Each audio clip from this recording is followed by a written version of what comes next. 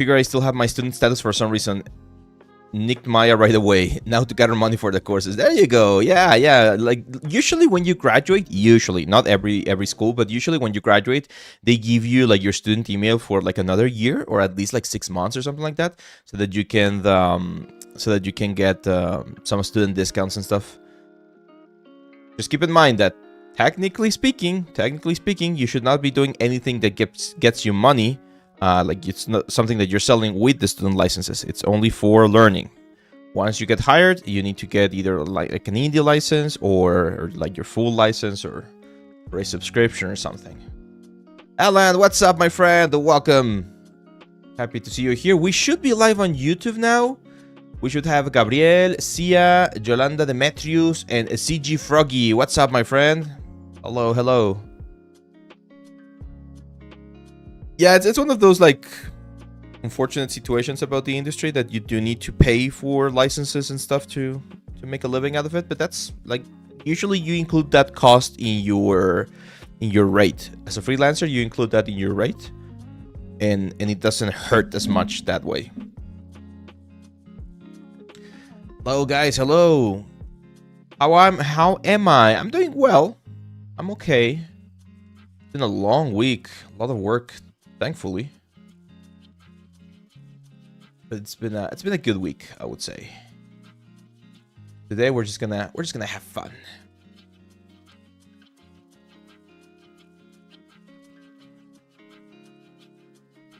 Lord Tellum, what's up, my friend? Welcome to the stream. Okay, that should be set. Now let me find the file that we're gonna be using. Kosa says, hello from Australia, 2 a.m. over here. Dude, get some sleep, my friend. You can watch the rerun afterwards. But if you're gonna still be here, well, I'm happy to be part of your very early morning routine. Or very late night, depending how you see it. I have a student, I think he's from Melbourne. Thank you, Lord Tellum, for the sub, my friend. 22 months. Wow. A lot. Yeah, no, I got a student. I believe he's from Melbourne. Pretty sure it's Melbourne. And it's funny because usually we're doing a mentorship together, and usually the time that I meet him, it's like 3 p.m. for me, which is like I think like 8 a.m. or something like that for him. Yolanda, where are you from? If you want to share, where are you from? If it's 10 p.m. over there, I'm guessing you are in Southeast Asia. My calculation is right. You should be around Southeast Asia.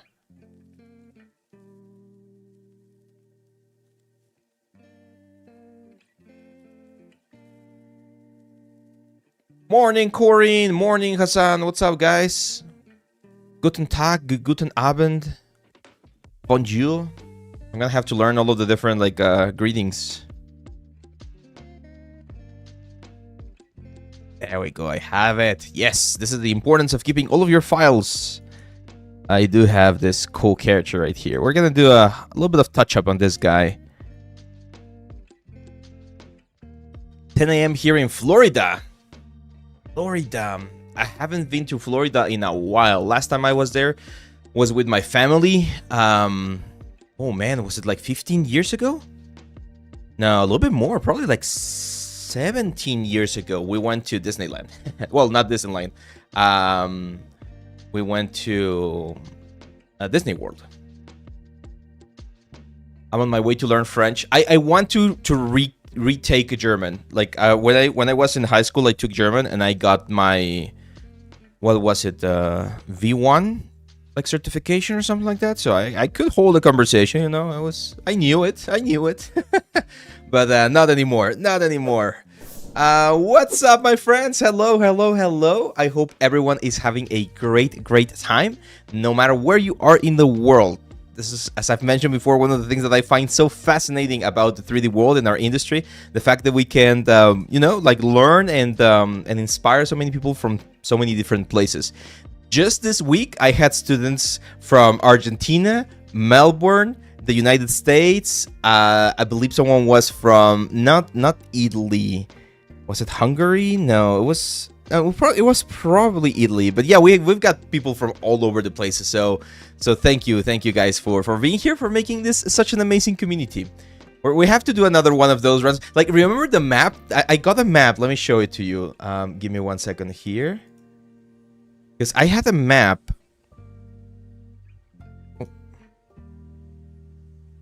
Second, there we go. I had a map, world map scratch off. It's one of those maps that people use to to keep a track of where they've been. That's one right here. So I had one of these maps in the other office before we moved to this office right here, and I had the most of the world. Like, I'm pretty sure if I were to do it again, we could get like all of the world pretty quickly. There's a couple of countries in Africa that understandably are not I don't know, they don't have the resources, right, to be a part of this amazing community, but I'm quite confident that in the next couple of years we're gonna see people from all over the place. Let's see. John X No says, hello Ave, this live comes with the perfect timing. I'm doing look dev on the character and I hate texturing. I think I'll skip this month portfolio review and be part of the March one. That's fine, man. Yeah, that's fine.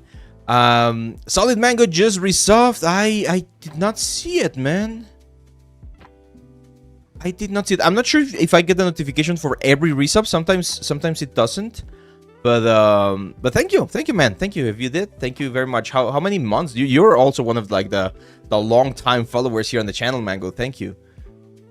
Panchi Arte says, hi Ave. Hello Panchi, how are you?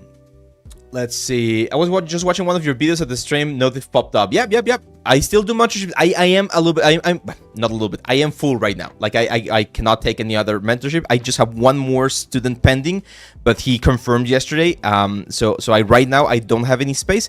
But if you want or are looking for mentorships, you can send me a message pretty much anytime, just to ask if I have any spaces available. And if I do, I'll tell you, and we can schedule something. Thoughts about the Discord policy changes? Oh man, they're shooting themselves on the foot, man. They're one of like the biggest communication softwares, right? Like, they're really good, and I'm not sure why they're doing it. To be honest, I'm not sure why they're doing it. I'm still gonna be using it because it's quite powerful and it's quite useful, to be honest. I hope most people again sort of like roll with it.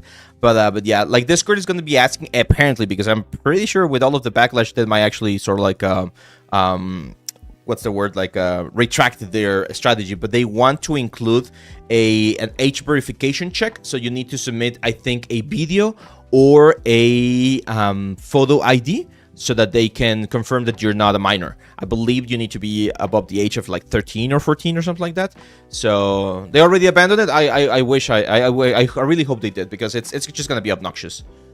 It's just gonna be very obnoxious. How much for the mentorship cost, my friend, or Ave, says Hassan? Just send me a message, man. I'll send you all of the info, because there's a lot of information there that I like to follow with my mentorship. But yeah, you can send me a message on Discord and I'll share the information. Let's see.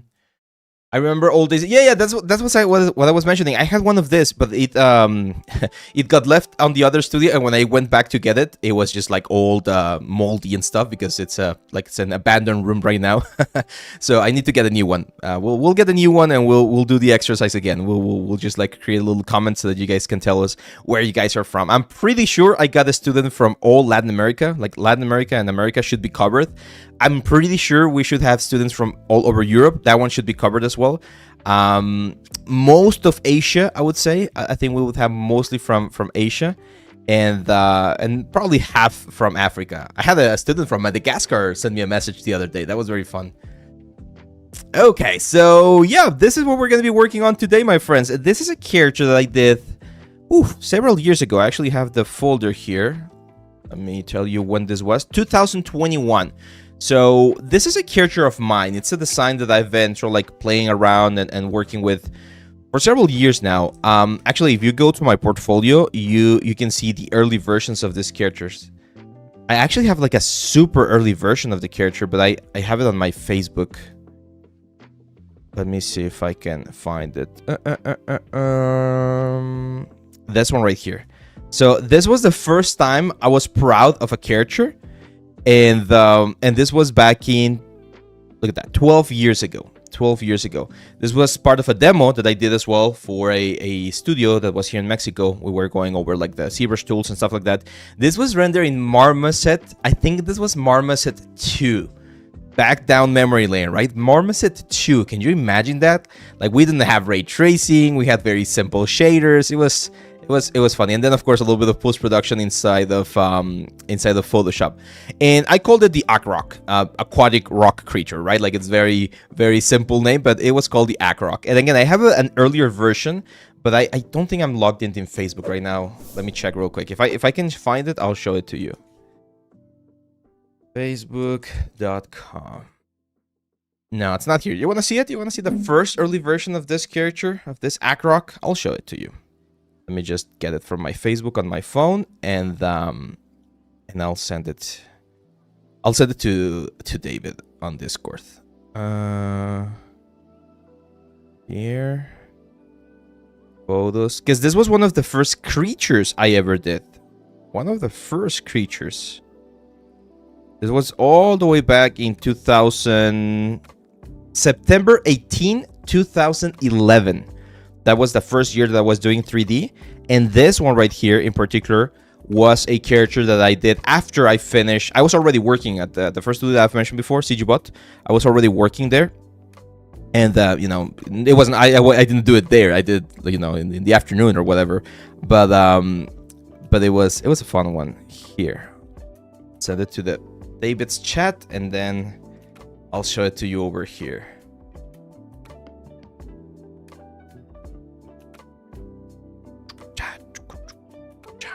One second. I'll switch screens in just 1 second. Okay, here. There we go. Copy. Perfect. Now we're ready.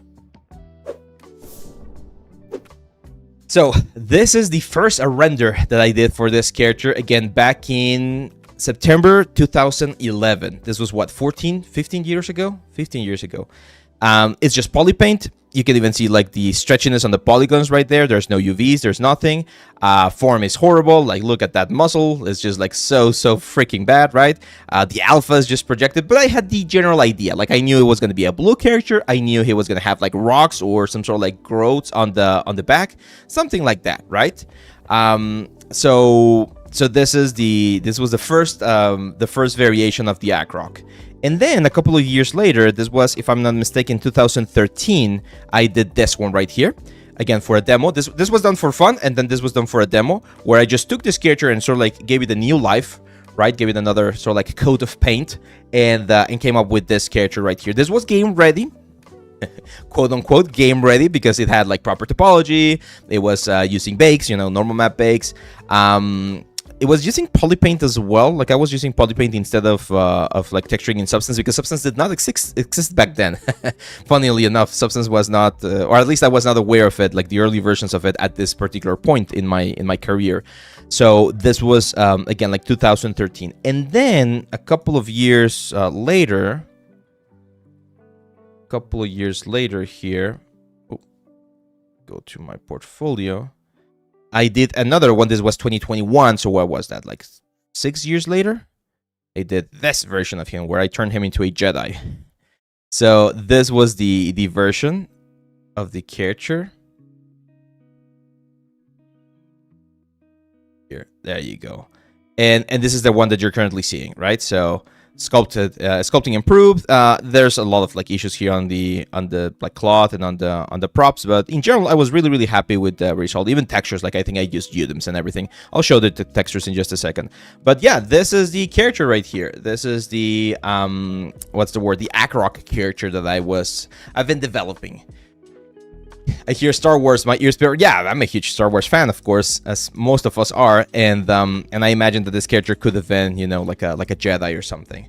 Let's see. Monster says, "Hi, Ave, coming after a long time. Welcome, my friend. Welcome back. Welcome back here to the stream."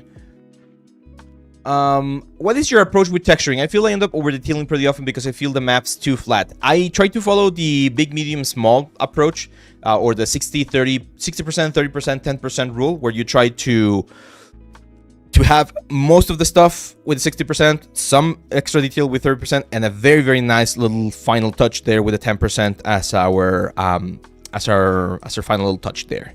So this has proper topology, proper animation topology, as you can see right here. It's a little bit dense, not extremely dense, but it's a little bit dense. You can see all of the topology optimization tricks that I show on the topology course being used here on the face. But we have the eye loops, we have the mouth loop, ear loop, pretty much everything that we need. It's here. Arms, everything. Like I've tried this. I posed this character with like a very basic rig, and it worked just fine.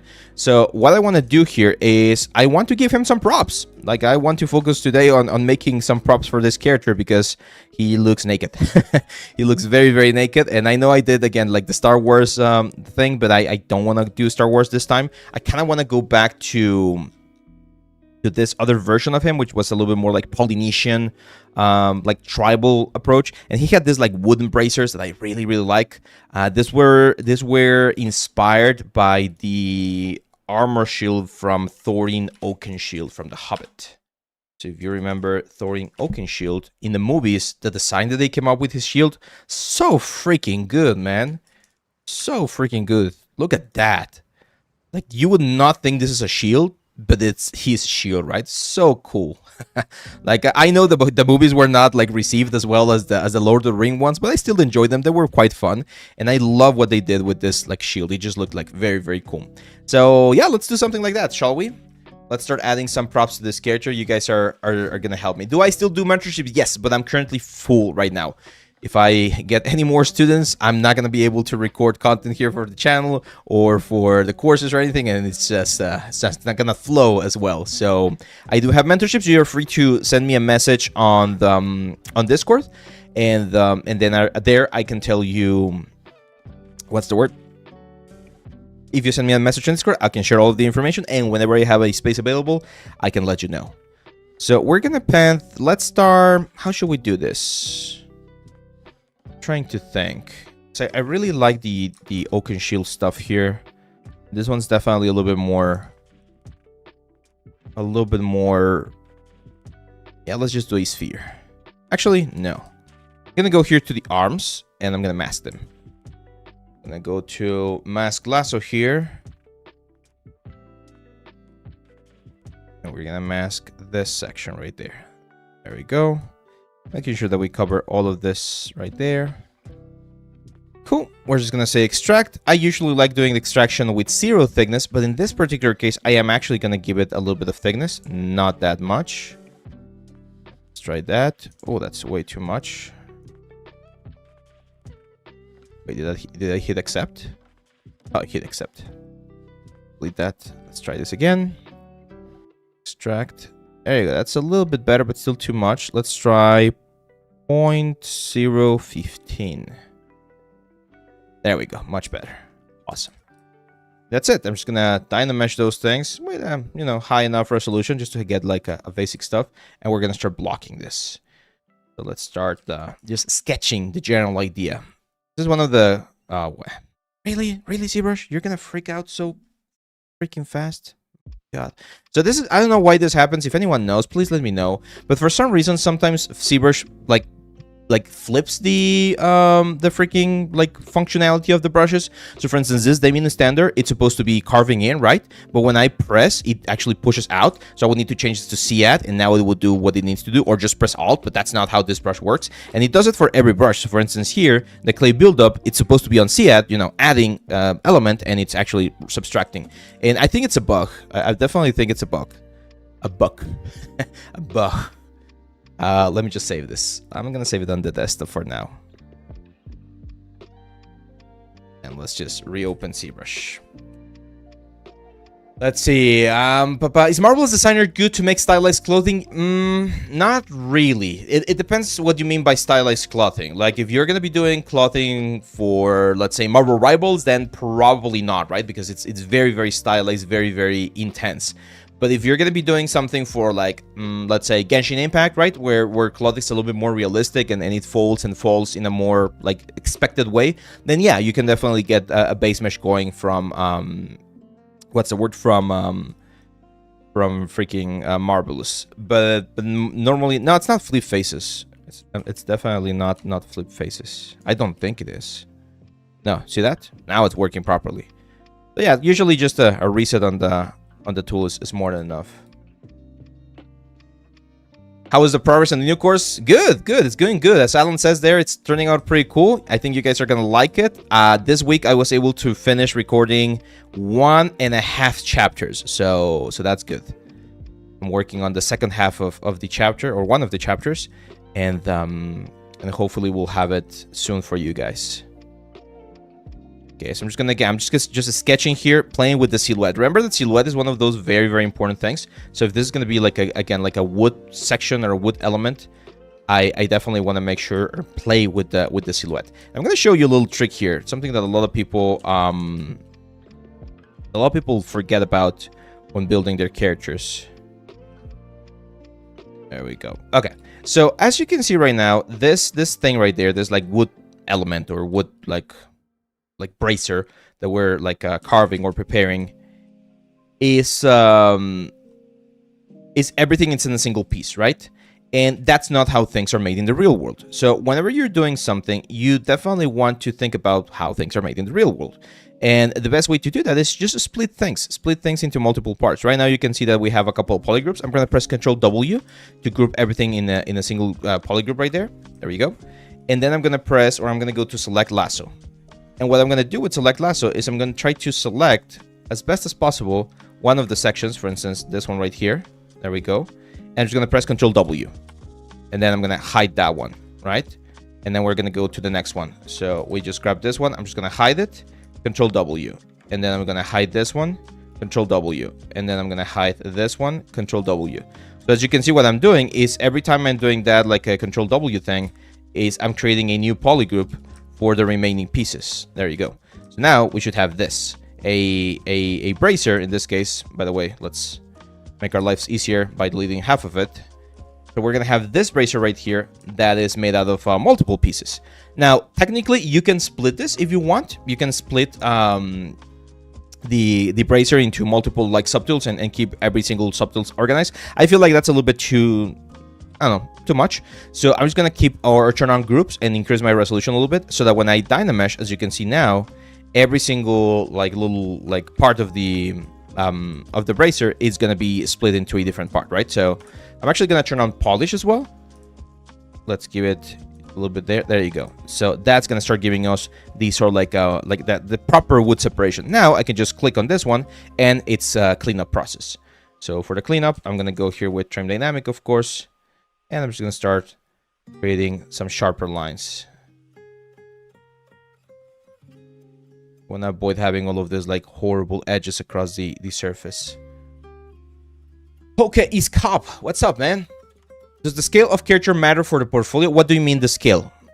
Can you clarify? Do you mean the size of the character? Do you mean the scope? Like how many things or how many elements he has? How complex he is? What do you mean by the scale of the character? That's a good question, though. I just want to clarify which specific scale you're referring to. Let's create that other cut right there. I'm going to use the or flatten edge that I really like to. Are you going to use the smooth groups brush? No, not really. I don't think so. It's a good option, but that's usually better when the polygroup is inside the same mesh. In this case, because every element is a separate mesh. It's really not necessary. I don't think it is necessary. Right now, I just want to clean up the elements. So for instance, on this one right here, see how we have a very ugly looking like cut right there. So I'm gonna press it. That's also gonna help me create some interesting like holes in between the planks, as you can see right there. So that can definitely help. Oh, yeah. All of that, you definitely want to get rid of all of those like non-manifold geometries. Is PBR better for getting a job in the industry versus hand painting? Yes, because there's more work around PBR than there is around hand painting. Hand painted styles or art styles, yes, they've gotten this huge push in the past couple of years. Like a lot of people want to learn about that, and there's a lot of games nowadays that are a little bit more stylized. but they do require a really good understanding of other things that require a little bit more time, because it's both a mix of like what's the word, like you're doing both things. You're doing technical stuff with like the softwares, and you're also doing very artistic stuff with like painting and light and color and everything. So I would say it's like a specialization at this point. Like someone who knows hand painted, like 95% of the times knows how to do PBR as well, because you usually start with PBR. So there's the chances of you landing a job with traditional PBR are a little bit higher, I would say. Size in relation with focal length, I guess, when sculpting. When I sculpt without perspective, and if I turn on perspective, I make sure to turn the focal length quite high, to like a 55 or 90 or 110, something like that, because I don't want to see like extreme distortion. You need to work, or you should be working with real world scale as much as possible. Why? Because most pipelines will be working in real world scale, first of all. Second, a lot of the render engines that we use, for instance, Marmoset, Arnold, RenderMan, Cycles, they're calibrated for real world space. So things such as skin, displacement, subsurface scattering, all of these elements, they will react better if the scale is done in the right way. It's very simple. Like imagine if you have a character that's like 10 centimeters like big, and then you try using a subsurface scattering shader, it's going to look like he's a gummy bear, because the subsurface is just going to be way too strong, and then you need to tweak it to make sure that it looks fine. If you're working in real world scale, then you can expect the subsurface to work really closely by default, and then the adjustment is a lot less. So whenever you're working with a character, try to work with real world scale. For some reason, I don't like Maya's SSS. It's not that bad. It's fine. It's a little bit different, though. I agree. Blender's is really good, and Marmoset is amazing for real time. The setup is tricky. I agree. The setup is a little bit tricky.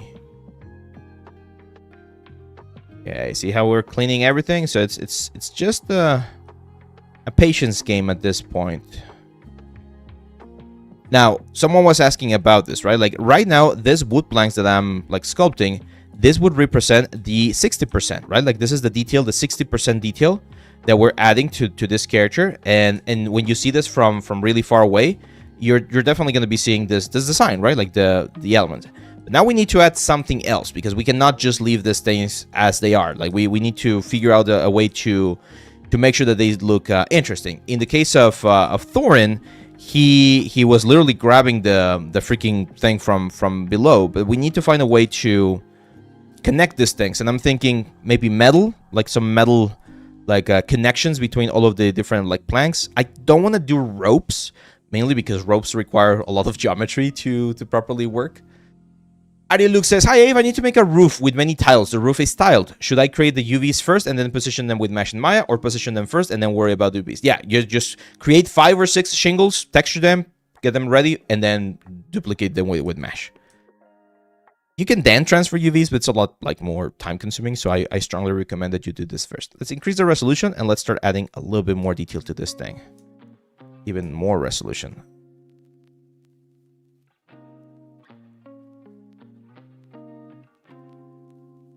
I'm just touching the points a little bit so that when we do Dynamesh, there we go.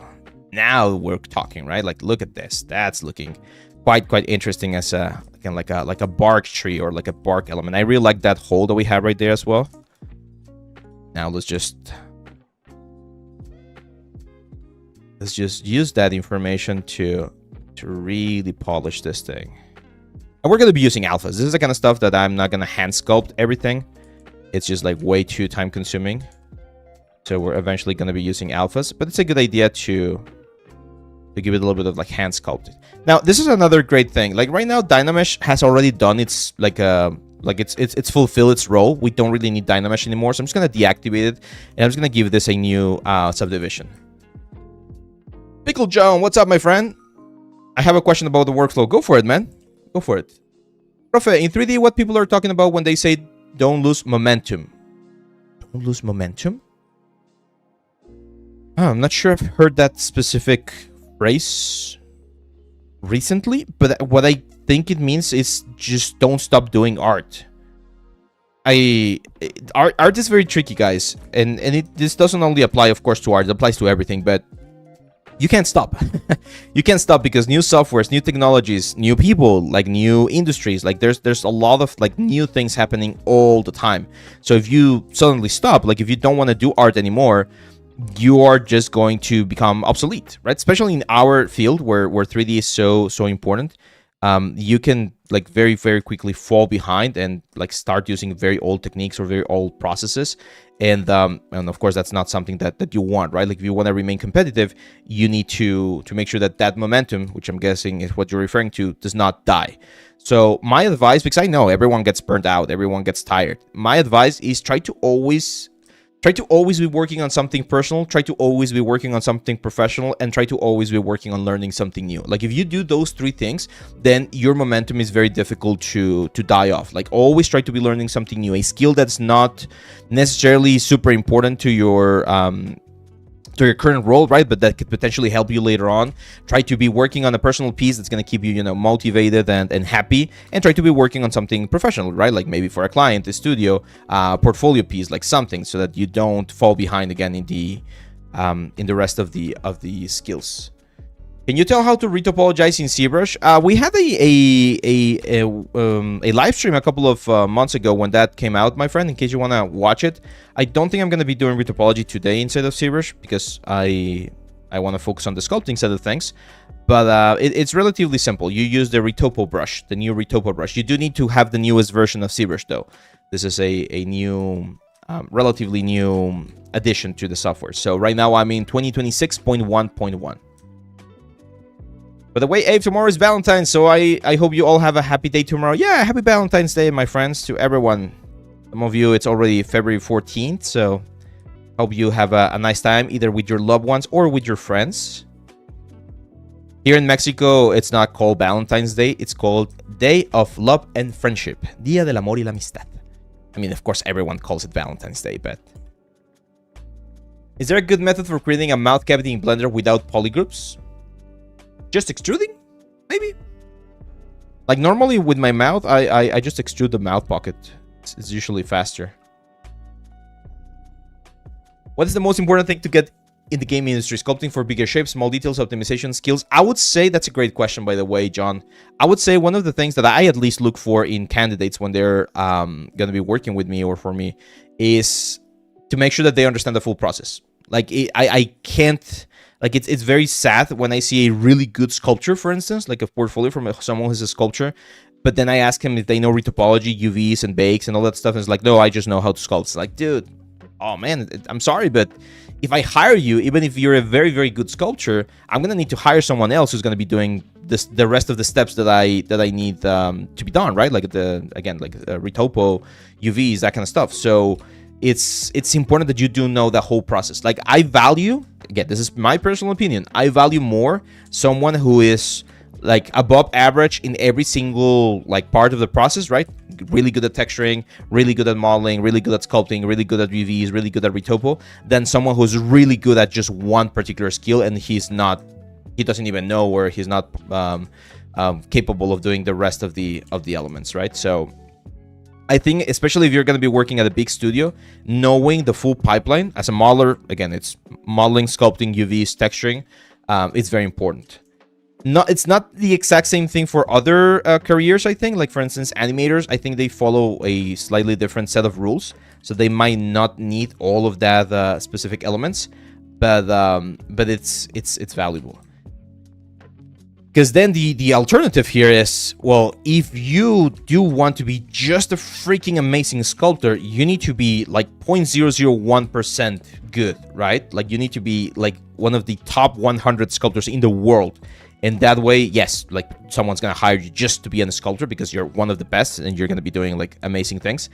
But in studios, you know, like again, like indie studios or smaller studios, AA studios, things like that, you're probably better off knowing your full pipeline really well. According to your rendering, Maya or Unreal is best? It depends, man. They're two different things. Remember, Unreal is considered to be a real-time rendering. Yes, it has the capabilities to be rendering a little bit slower, similar to Maya, right? Like a ray trace rendered. but they're more for like real-time productions or fast productions. If you're going to be working in films, you're going to be using traditional render engines. You're going to be using Arnold. You're going to be using RenderMine. You're going to be using V-Ray. You're going to be using, I don't know what else, like Redshift, Octane. No, those are again like GPU renders. So yeah. But if you are going to be doing games, or if you're going to be doing things that are real time, then yeah, like Unreal is really, really good.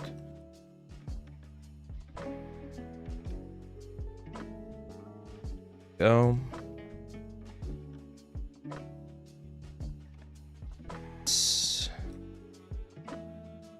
go to this one right here.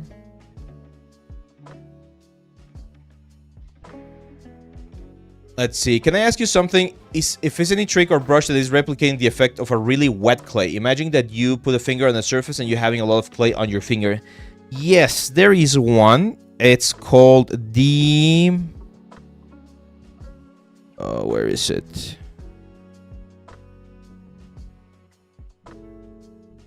I mean, I'm sure someone has made one as well that you could download or buy. But there was one that did a similar effect.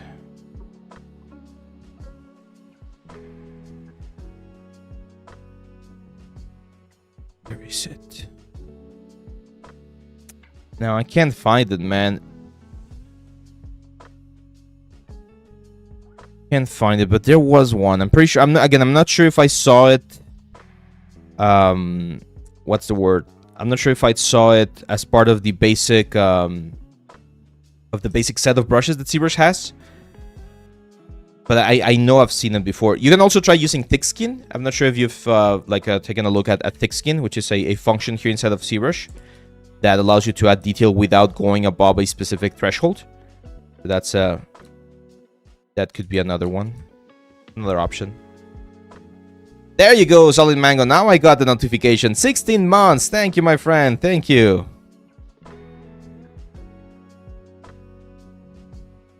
I'm a student at Think Tank Training Center. I'm working on a facial sculpt right now to practice anatomy. Any tips to bulk out the forms of the face, but also making sure everything is balanced and smooth? You can try using layers. I'm not a huge fan of layers, to be honest, but I know some people like to work in layers so that they can tweak the amount of like detail or the amount of form that they're adding. That could be a potential one. I am part of the Think Tank Training Center, by the way. I'm a mentor there, so for anyone that's attending Think Tank, when you get to the mentorship term, you can pick me as your mentor if you want. Currently working with a student from Colombia.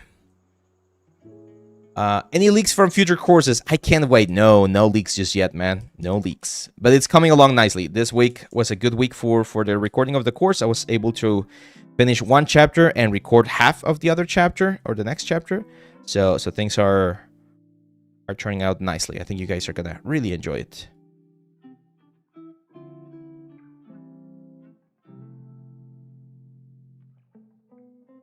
Damage here.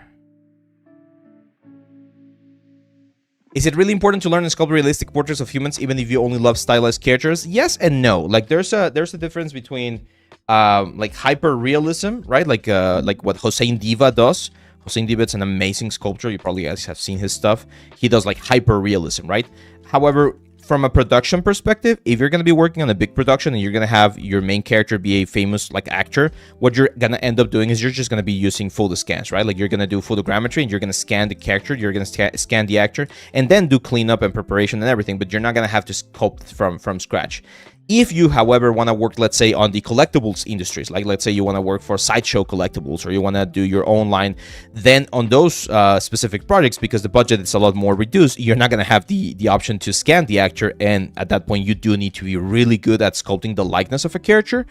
But no, like if you're going to be a stylized character artist, you don't need to have like a super hyper realistic approach, but it is really good. Like if you learn hyper realistic like human anatomy for faces and bodies and everything, then your stylized work is also benefit. Thank you, Corey, and thank you. There's a bunch of amazing instructors there, so the most important thing is that you pick whoever fits the best with your learning style, whoever fits the best with your artistic style, someone you respect. That's important. Let's see. How do I add textures and detail to the folded parts? I'm working on a character where in the T-pose it looks normal, but when I lift the hands, the armpit looks really bad. That's normal. That's normal. One of the things that you could do, it's not something that's done very often, but you could do 2 texture passes. So you do a texture with the character's arms down, and then you do a texture with the character's arms up. That way the armpit is fixed, and then you sort of like stitch both of those textures together in something like Photoshop or Krita to get like the best possible result. They do that quite a bit with fingers sometimes. Well, they'll do like a couple of bakes. One bake with the fingers like completely spread out, and then one bake with the fingers a little bit closer together. It is a little bit more time consuming. It does require a little bit more work, but it's going to give you a cleaner result as well at the end. Any tips for sculpting likenesses? Compare, compare, compare. You need to be comparing and measuring as much as you can. You need to have as much reference as possible on your PureRef file or whatever software you're using for your reference. And you need to be constantly comparing and checking. Like analyzing, like literally like millimetrically analyzing what's the distance between the nose and the eyes? What's the distance between the corner of the eye and the peak of the eye, right? Like how wide is the nose? How wide is the mouth? You need to be comparing every single detail, every single element. It's a lot of measurement. It might seem like it's a very technical process, but it's actually it might seem it's a very artistical process, but it's actually more of a technical process because you're copying someone who exists in the real world. So you need to be very, very, very good at measuring and at estimating the specific like proportions and sizes of someone. Yeah, this is looking nice. How goes the female character tutorial coming on? No, that one's not even on the making just yet. There is, well, actually, interestingly enough, it is kind of in the making. Because there's a concept that I've been working on, and I might be using that concept for the actual tutorial later on. But no, there's no, like, I haven't recorded anything on that one yet. Abe saw the new what? New John Wick game trailer? No, I missed the trailers yesterday. The state of play from PlayStation. I missed it. I don't have a PlayStation, so it wasn't on my radar, to be honest. But David shared with me some like very cool trailers. There was a trailer with this like chicken guy, like a Muso game, you know, like a hordes of enemies and things like that. It looked interesting.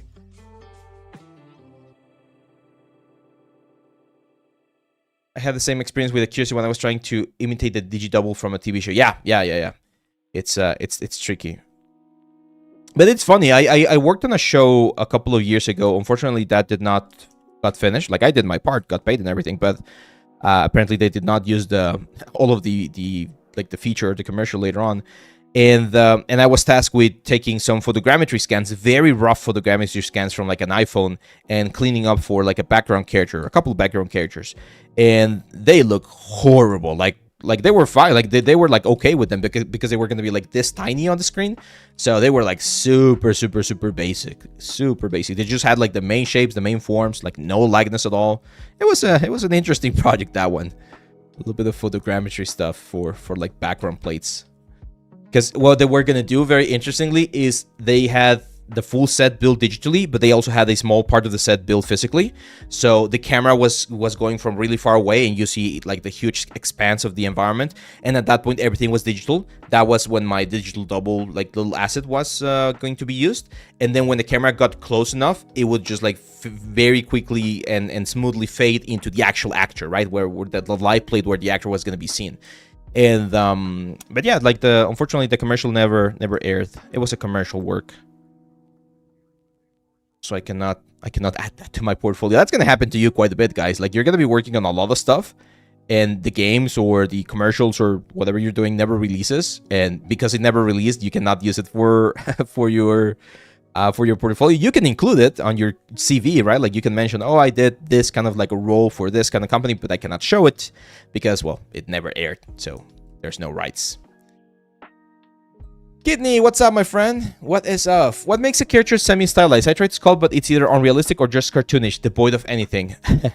It really depends. And I mentioned this on one reel that's gonna air soon.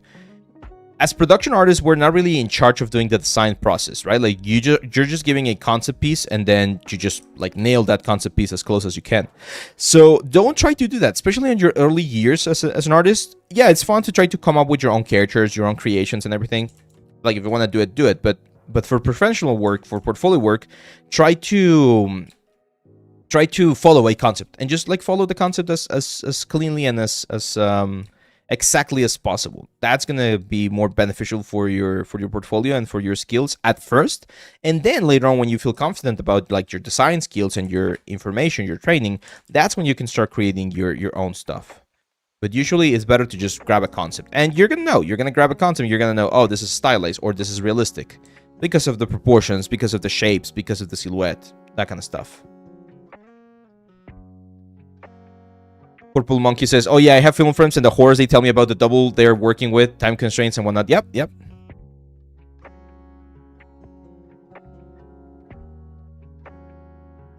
Made my first asset for a real game, Soul Frame, a couple of weeks back. Feels quite happy. Nice! Congratulations, my friend.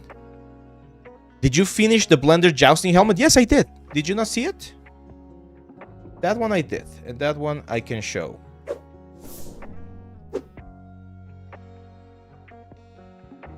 Give me 1 second. I'll show it to you in just a second.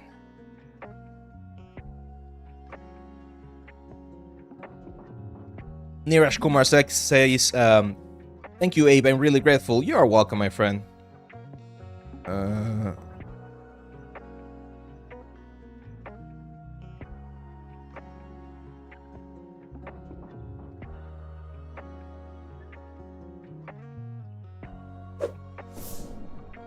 There we go. So this was the helmet, and this is the render for it. There we go. So yeah, I did finish this one. I mean, I did the retopo on the... I think I did it on Topogon, to be honest. And then, of course, texturing and everything. I did the UVs on Blender. I'm pretty sure I did the UVs on Blender. And then textures in Substance, of course. But yeah, this was done. This was finished a couple of weeks ago. Probably gonna be adding this to my portfolio eventually. It's a simple prop, but I think it looks fine. Let's see. Why wouldn't you be able to use the on-air commercial work on your portfolio? Would it be because of legal purposes? Yes, and this is actually something very important, guys. When you are hired, yes, you are the artist that is doing the piece, but usually there's going to be a contract. And on that contract, you are pretty much giving away the legal rights, right? Like the use rights to whatever it is you are creating. So you don't own the piece, right? Like let's say David here calls me and says, hey, Abe, I want to create a statue of one of my favorite like characters or a character design of mine. This is the design. This is the idea. And I want to sell like a limited run of like 3D resin prints for that character. Cool. Awesome. I'll do the character and then you sell them. On that contract, I am giving away my right to use that piece. I can probably have a clause there that says that I can use it on my portfolio. He is not free to say that he did that piece, like that will be a breach of contract, or you're like the author's rights, right? Like you're saying you did something that you didn't. So the credit goes to me as the sculptor, but the ownership of the piece goes to David. So let's say I finished, David pays me, we fulfill that like work contract, and then he decides not to do anything with it. He's like, no, I'm not feeling like it, or I don't have, I don't know, like the money to do the full production run or whatever. I cannot just go and be like, oh, I'll do it myself then. I'll 3D print it and then I'll sell it. No, because I don't have the rights to that piece. I have the credits of the design, but because of the contract that we signed, he has the rights. So he can do with that piece whatever he wants. If he later gives me the rights back, or if we come to an agreement or something, then at that point, yeah, you're fine.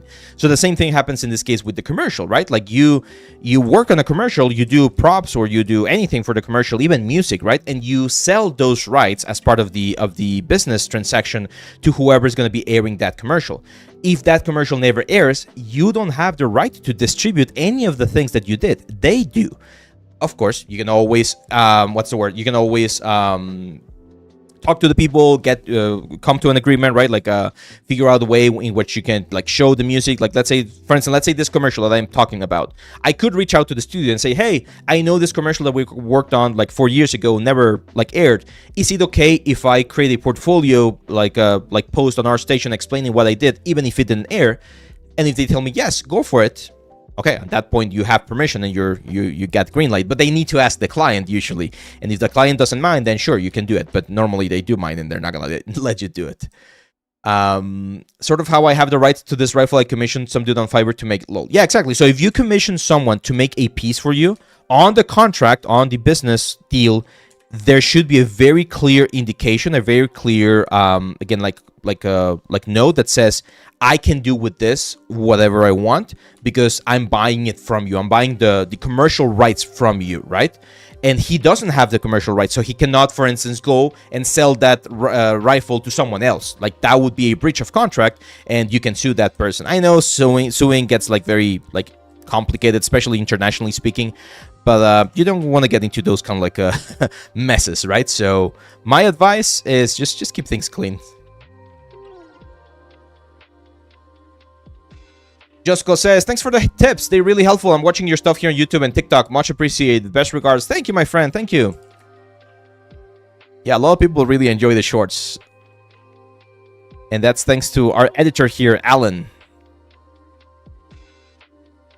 So everyone say thanks to Alan because he's the hard-working editor that makes sure that you guys get some fun shorts every day. I'm the one responsible of uploading them. So if there's any typo, if there's anytime there's a typo, that's me. That's my fault.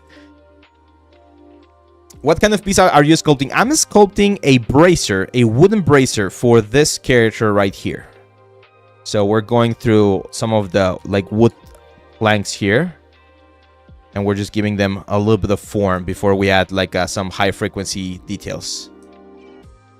So I'm new to this 3D sculpting thing. Can you give me quick tips sculpting hard panels? I have a video about hard surface sculpting. I'm not going to be able to cover that today because otherwise we're going to get sidetracked quite a bit. But I do have a video on YouTube in case you want to check it out. Just look for hard surface.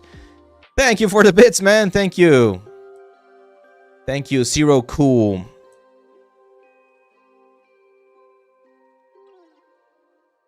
Okay. So here's very important. You might feel tempted to just stop working on the one piece and just move to the next stage, which is details. But you need to push your piece anytime you're sculpting. Anytime you're sculpting, one of the best advices I can give you guys is make sure you take every single part of the sculpt to the same level before you jump to the next level. Because it's very, very common that we fall into this trap of wanting to add more detail to something when we haven't finished primary forms or secondary forms, just to see how it's going to look. But then once you see it, it's kind of like delaying gratification, right? Like once you see it, you lose the motivation to do the rest of the elements. So try not to do that. Try to push the whole sculpt very uniformly so that you don't fall into that trap. You guys remember an account? Wolf Girl. Yes, Wolf Girl. I haven't seen her in a while. I know she was studying, so maybe she's been, distracted with studies. I mean, I don't blame you guys. Like, if you guys need to to bounce for a couple of months and then come back, that's fine. Like, I know that it's one of those bittersweet truths about the 3D journey, right? You will interact with a specific type, in this case, creator like myself. You will interact with some teachers. But then after you graduate and life takes its course, you might not talk to them. Like a lot of the peers that I have from my Nomon years, I don't talk to them. And it's not because I don't want to talk to them. It's because, well, everyone's doing their own stuff, right? So we haven't had the opportunity to match. And it's probably happened to you as well, right? With childhood friends and old classmates. That's just life. So right now, if we're here and we can enjoy this time together, I'm happy. And I'm always remember everyone very fondly. I was remembering someone the other day. Some of you guys who have been here for the past like 2 or 3 years might remember this guy, because he was here on the stream for like a couple of times, like maybe like 2 or 3 months, and then I haven't seen him again. His name was Stiefelbauer, and he donated, I don't know how many bits, but he donated like like the equivalent to like 100 or 150 USD, maybe a little bit more, because I was mentioning that I didn't have one of these like pro mics, and he's like, here you go, I'll sponsor the mic. It's like, oh my god, Stifle Power, thank you so much. That was on the on the first couple of streams, and yeah, like maybe I won't hear from him ever again, but I'll be forever grateful because he was one of the early supporters here on the channel. So yeah, that's just the nature of life. That we meet at a specific point in our lives. Sometimes we are, you know, together, let's say for a while, for a couple of years, for a couple of months, right? Sometimes decades. And sometimes it's just a small little interaction. But every interaction is important because every interaction is part of who you are as a person. It changes you a little bit, right? It changes you. Harshav Hardan says, I'm currently working as a jewelry designer and visualizer, but I want to work in gaming industry. Will the current job that I'm working on can be any help? Yes, but you do need to learn the other parts of the process, my friend. So in your case, I'm guessing you're really good at sculpting, like you know how to sculpt nicely, and because you mentioned that you're a visualizer, that means that you probably already know a little bit about rendering as well. You're gonna be missing, you know, the retopology process, the UV process, like that kind of stuff.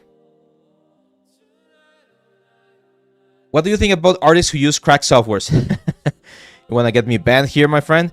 So I understand. It's understandable. Again, I of course don't approve, but I understand, especially students. It's very common. I remember, this is a story I like to tell. I'm not gonna, of course, say who this guy is, right? But when I was at Noman, on the old Noman campus, the Zbrush offices were right there, like literally next door, right? So we would go there. They would show us some like of the stuff, like the new stuff that they were working on. They would have like meetings and events very frequently. It was very fun to have like the Zbrush guys right there, the Pixologic guys. This was back when it was owned by Pixologic, and there was like we would again like talk and interact with the developers quite a bit. And I remember asking one of them one time, I was like, "Hey, dude, I am a student here at Noman, and I want to get my license for Zbrush, but you know it's a little bit expensive." I back then decided the what was it? The permanent license was like $800 or something like that. And he was like, "Oh no, sorry, man, we don't have." We don't have what's the word? We don't have any student license, but the internet is pretty big, right? That's all he said. So he understood. He understood that as a student, no one has like $800 to buy their permanent license, and they are aware of it. I don't support it once you're making money. Like for instance here on YouTube, even though we're making, you know, I wouldn't say like a million amount of money, but enough money. You know, we got the ads running and things like that.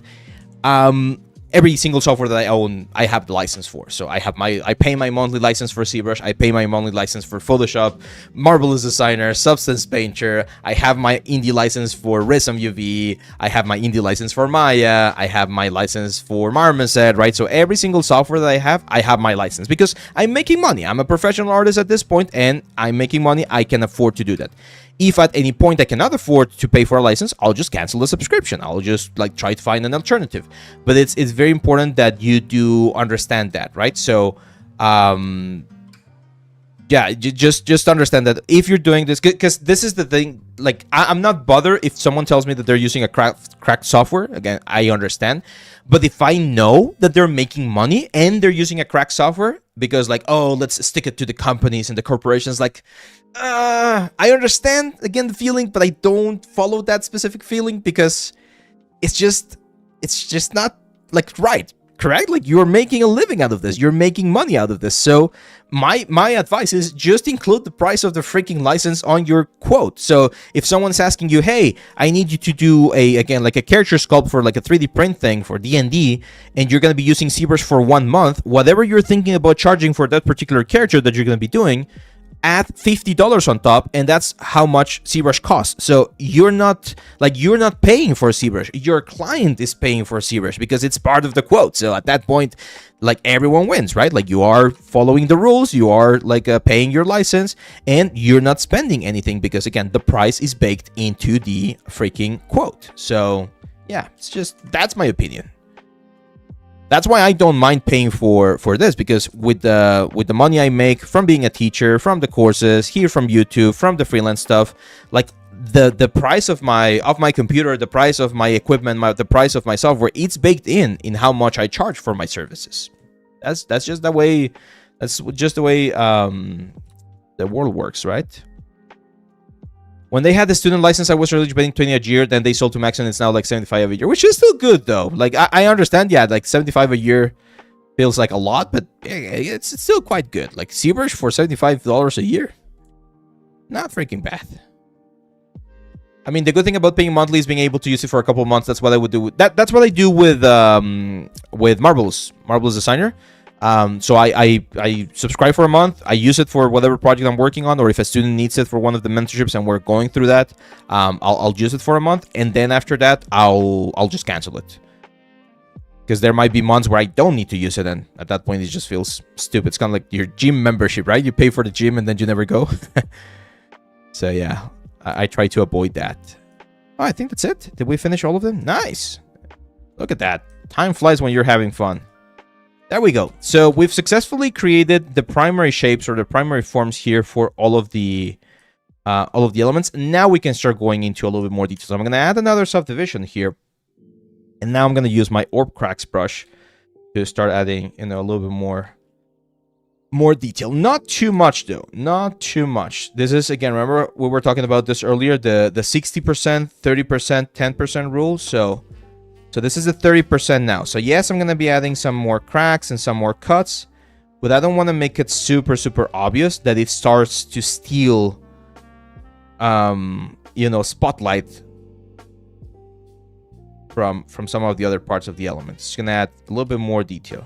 It's a very common pitfall for all of us as sculptors. We tend to add too much detail. And by adding too much detail, we pretty much take away importance from like the primary shapes, and then everything just looks too bland. So be careful there. Like we still want to see the primary shapes sort of like shining through or showing through all of this. Looking real good so far. Yeah, I like it. I think it's looking nice. And we need to find a way to merge it. I really don't want to do ropes, but I think we might need to do ropes.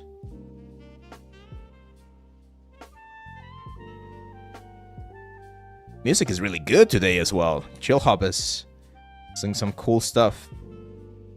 This is like jazz. I like it.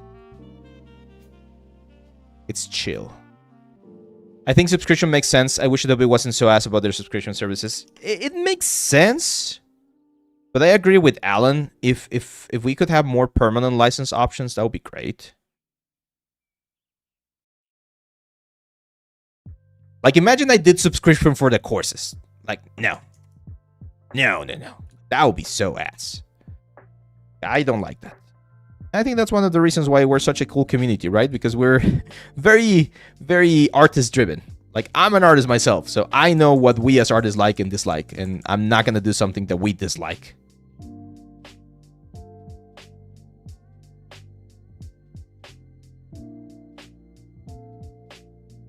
I remember someone who had a really nice model and then over-added damage and worked to it. Yeah, that's the thing. And you can do this in sculpting. You can do this in texturing. Like, it's a very, very common problem when working with this kind of stuff, where we over exaggerate the amount of things. So here's where I like to incorporate a principle called rest areas. So take a look at this piece right here. If we are adding just like a lot of lines for the wood and we want to make it like very interesting, that just breaks everything. As someone just mentioned here, we're just going to make it so that it looks boring because there's too much noise. There's too much detail. And if there's too much detail, it's no longer detail. It's noise. So what you want to be is you want to be a little bit more specific. You want to be a little bit more deliberate about where you add the detail and why.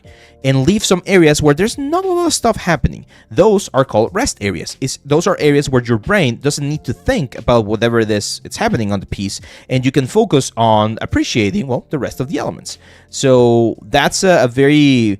I don't want to say it's an advanced thing, but it's something that you definitely develop as an artist. The more you do it, you realize, yeah, this is a little bit too much. Let's tone it down.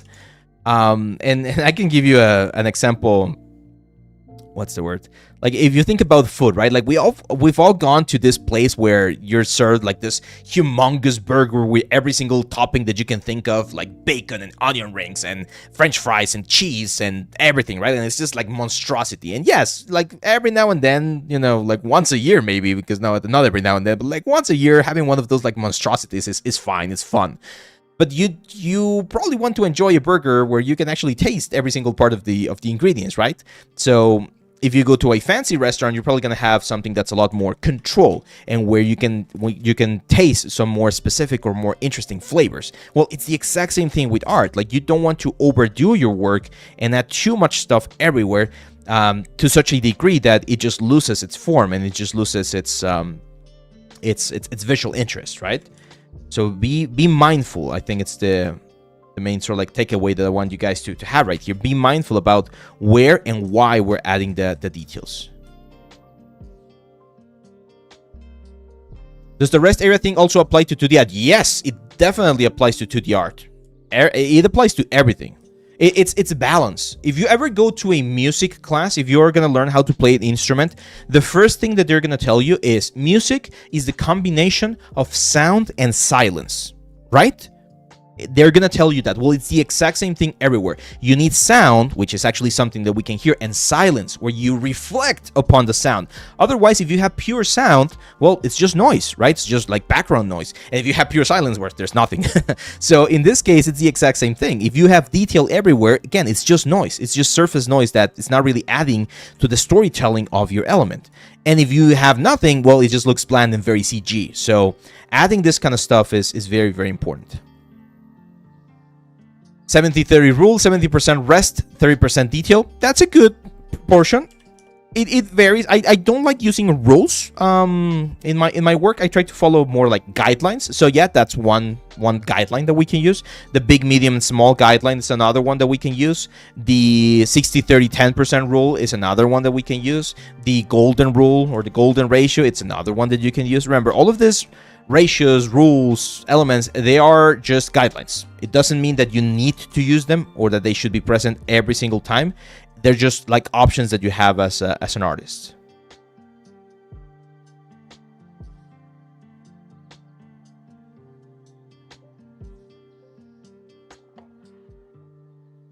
Idle says character, but this is prop. Oh no, we have the character over here. It's just that we need to do this this prop.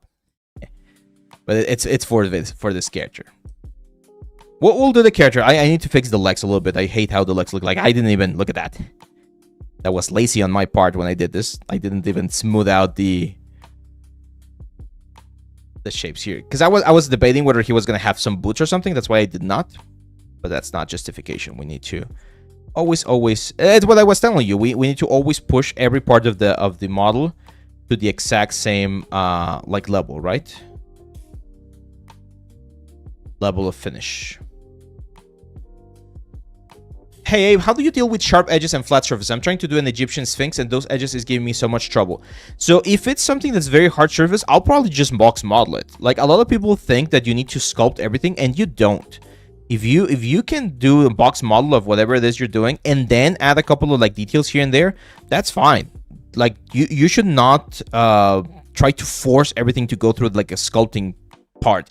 Is it possible to sculpt, you know, with like knife brushes and polygroups and trim dynamic and everything? Yes, it is possible, and there's people who are really, really good at it, but I do feel like you're just like overcomplicating things when you can probably like do them way easier by just sculpting, by just box modeling.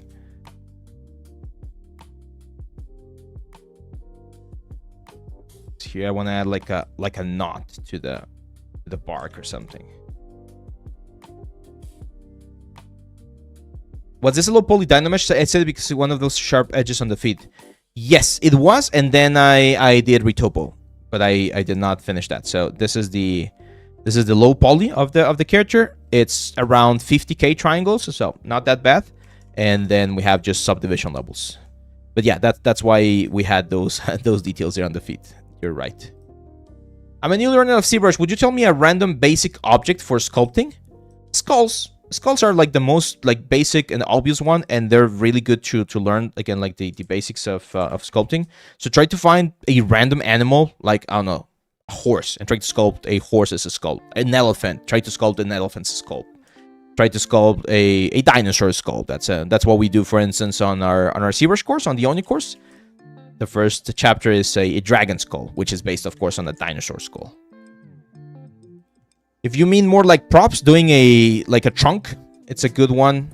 Doing rocks, it's really good. Doing what else? Yeah, stuff like that tends to be fun. Dancer says, hi Ave, I'm making retopo on cloth and the vertices are snapping to the back face. How can I avoid that? Awesome skull, by the way. Thank you, my friend. I normally, for cloth, if the inside and outside of the cloth are the same, I just do one side, and then inside of Blender or Zbrush, I just extrude in and get the other side. Because trying to do both sides, it's very annoying. Do you have a coarse painting stylized skin like human skin? Not that orc one. Yeah, I think so. So for painting skin, we have the Substance Painter course. So on the Substance Painter course, I show you how to paint metal, leather, rocks. I show you substance pretty much, right? Like it's a very like a complete package to understand all of the tools that we have here inside of Substance. And one of the things that we paint is the skin for this character, for Door. And then I did this other one recently, which is the hand-painted one. This is more stylized, where we also learn about skin, but this is a different kind of skin, right? Like this is a skin that's more stylized, more cartoonish. So those would be the two ones that I would point you to. The hand-painted one or the Substance Painter one.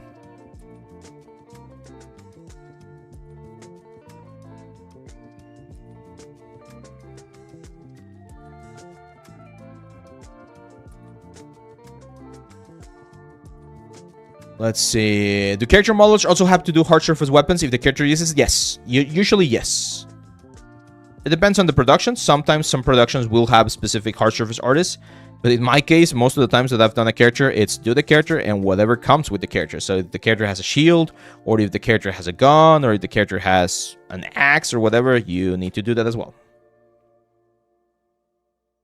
Yeah, but I mean, the vertices are snapping to the back face unintentionally. I guess it's because the thickness of the cloth is too low. I've tried snapping. Yeah, it might be because the vertices or the cloth is too thin. Again, ignore the fact that you have two sides and try to do the cloth as if it was just one-sided. And then if you need thickness after, you just extrude it. That's what I would do. We're streaming from Chill Hop. Chill Hop. It's a site that, again, allows you, gives you the rights to stream this kind of music, and allows you to stream it without any payment. So really good. Eric, first time chatter. What's up, my friend? It says, hello, can I do retopo in Blender or better start learning Maya? A few years ago, many people say blendering is death. No, dude.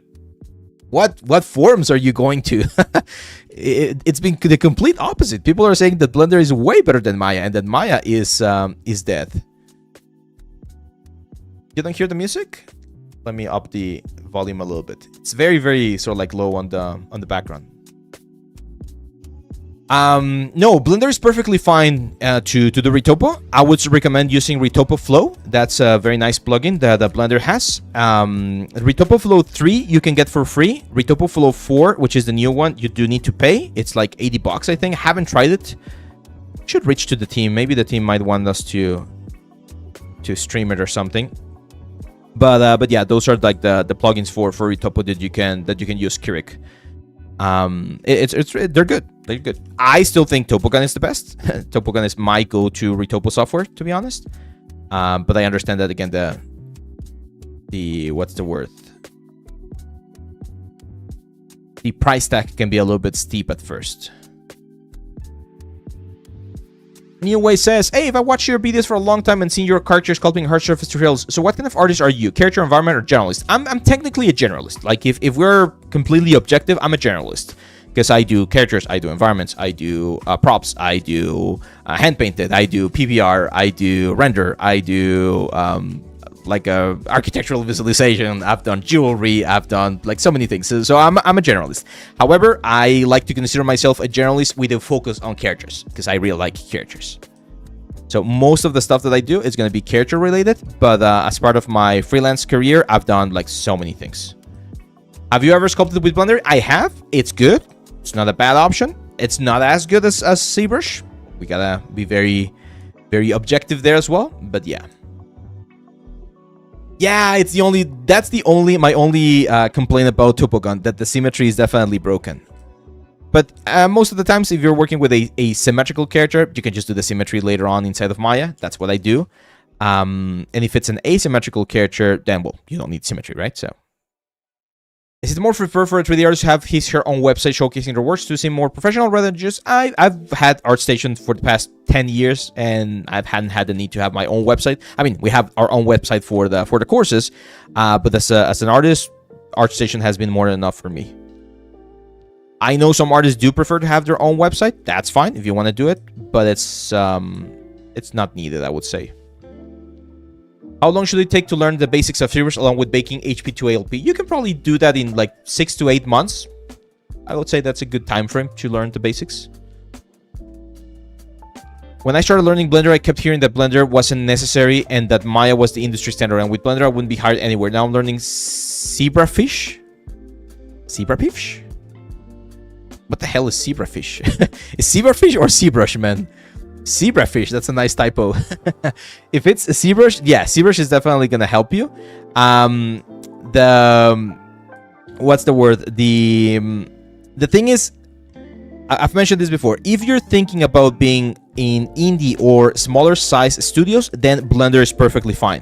If you want to work at Pixar, if you want to work at DreamWorks, if you want to work at like the big studios, you do need to learn Maya because that's what they're using. So it really depends on the goal that you have. Now, I'm going to be completely honest. If you learn one of them, learning the other is not that difficult. It's just a matter of like learning a couple of shortcuts. For instance, I know both. I use both. I can model in both. If you ask me where do you want to like model, I'll pick Maya because I've been using that for longer, so I'm faster there. But if I go to a student, they're like, hey, we don't have Maya, you're gonna have to do it in Blender, I'll just clarify that, like, sure, I can do it. I'm just gonna be a little bit slower because I haven't used it as much as I have Maya, right? And most people are understanding about that. And the more you use it, the faster you get. Who's gonna sculpt a zebra fish now? Do you play Diablo at all? I tried Diablo 4 when it came out with my brother and my brother-in-law. But I didn't enjoy it as much, to be honest. I might need to give it another go. I've heard that they like rebalance a lot of things and now it feels better. But when I played it back then, I just didn't have the patience to go through the whole thing. I did play Diablo 3 for a while too. That one I played a little bit longer, for a little bit longer time. I did install it a couple of weeks ago, trying to give it another go, but yeah. Did you start with C-Sphere? I think so. I think I did. Not for these things. This was just an extraction, like a cylinder that we extracted. But for the what's the word, for the character, the main character, I do believe I did it with C-Spheres. Once you learn the fundamentals of sculpting, it's only a matter of learning a tool each prong. Yeah, that's right. And same for modeling. Like once you learn the fundamentals of like polygonal modeling, subdivision modeling, you can transfer that to any software. And here's the thing, guys. I know the Blender guys are super cool. I love what they're doing. But I'm always a little bit hesitant about like softwares that are like too good to be true. Because I know they've said that Blender is always going to be free. But there's other softwares that have said that before. And then they changed their mind. So imagine in like 10 years, Blender is like, okay, Blender is no longer free. And from now on, we're going to charge a subscription. That's going to be tough, right? And then maybe we're going to have to find another fork of Blender or another branch of Blender. I find it very difficult for that to happen, to be honest, because I've seen the guys that do Blender and they're amazing. They're really, really cool guys. Very, very grounded. But it's never a good idea to be married to a software. It's good to have options because you never know what's going to happen in the future. And yeah. In the end, you need to be software agnostic. That's right, Canabidente. We had an interview a couple of weeks ago with with an amazing artist, Ethan Detroit. He's a BFX artist working at Riot, and he was saying the exact same things. Like, you just need to be software agnostic. Like, whatever like studio you're gonna be working at, they're gonna tell you what softwares they use, and you should be able to transfer or translate the skills that you have to that one. They literally cannot make Blender not free. Like, it's not legal or possible. Oh, that's great to hear. That's awesome to hear. Yeah, I know that there's like legal ways to protect that kind of stuff. So that's great. That's great.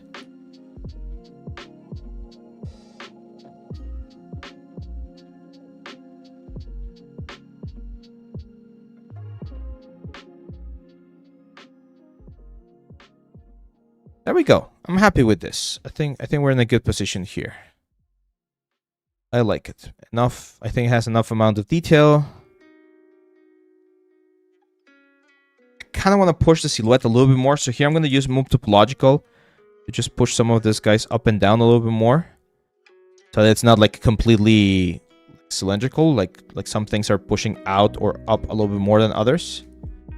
That's another like nice little thing that you can do to add some variation to the piece. There we go. Now, how the hell do we keep it together? Ropes?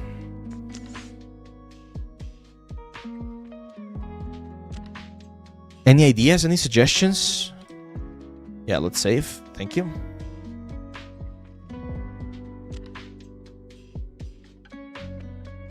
Okay, let's do a little exercise here. Let's take this. Photoshop. Do we have the general portfolio reviews in the live stream? I can't find it anywhere. No, I don't have any reference to this bracer. I'm reimagining an old bracer I did several years ago for this same character on another version of this character, which was just this wooden elements. So I don't have a reference. I'm just like, I'm just imagining it in this case. So this is something that we can do, and it's done quite often as well. Which is just, let's bring this into Photoshop. And let's just do some quick sketches on top of it to see what works best. So one option that we have is ropes. Ropes.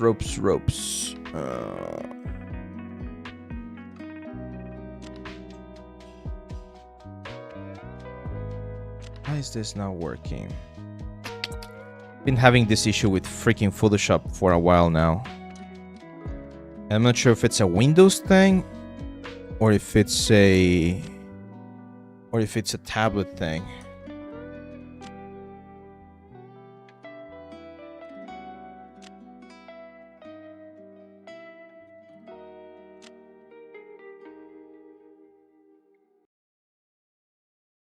Oh, there we go. I needed to have the I needed to have the freaking thing open. So one option was ropes. So it would look like this, right? We'll have the rope going here. Then we'll have the rope going here. A rope going here, here, maybe like a knot, maybe something like pulling. I'm not entirely against it, to be honest. Doesn't look half bad from a silhouette perspective, so that can work. Ropes can work. Another option that I was thinking of was similar to like some like metal hooks, like just like some plates attaching each of these elements together, you know, something like that. That looks interesting. Maybe make them a little bit more squarish, not as round. And then someone else was saying resin. No, I'm not sure resin is gonna work. Magnetics, yeah, I guess. Binds. Rivets is another one. Like someone said we could put like a leather thing underneath, or like a cloth or something, and then some rivets. I think ropes wins. I mean, it just looks so much better, right? It just makes more sense. Like if I'm thinking about this like tribal thing, it just looks It seems to be the it seems to be the way to go. Nice. If you're working on something with a reference, how do you know it's time to stop adding details? At this point in my career, it does have to do with experience. Like, I know when we're like approaching the end of the road in terms of details. But the way you do it when you're learning is compare to what someone else is doing, right? So here's what we can do. Let's look for some reference. So you look for wood bracers. I'm pretty sure we're gonna find something that might look interesting. Most of them are like cosplay stuff, right? I mean, there seems to be some like this one's right here, where it's like the full bark. It doesn't look that bad. That looks pretty sick here, for instance. It has like a ribbit.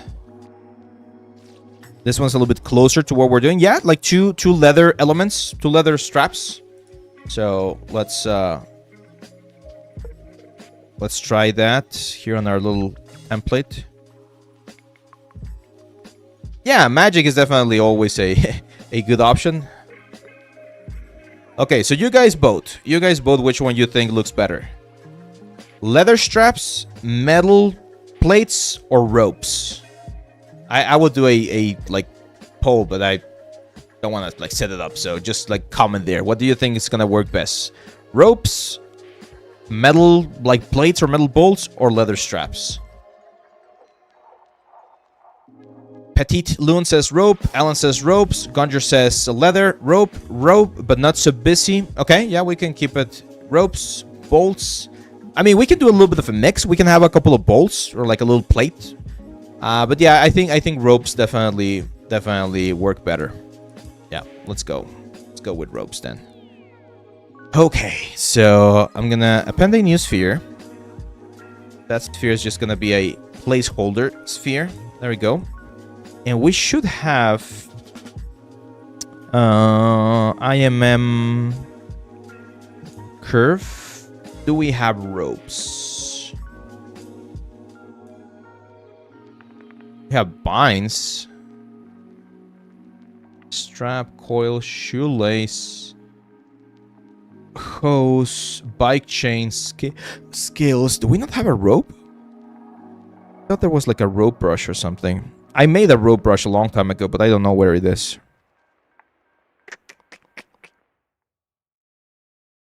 I guess I'm gonna have to download a rope brush. Oh, let's download a rope brush real quick. Yeah, binds could work, but he's like aquatic creature, so ropes make a little bit more sense. Rope brush, Zbrush. There you go. This is by Elena Filipova. Thank you, Elena. Oh, I already have it on my library. There we go. So, let's see. Where is it? Here. View details. Wait, can I download it? Oh, download. There you go. Now we just go here to Zbrush. Let's grab. It's right here. Brush, load brush, downloads, load brush. There you go. Perfect. Yeah, that's pretty much what we need.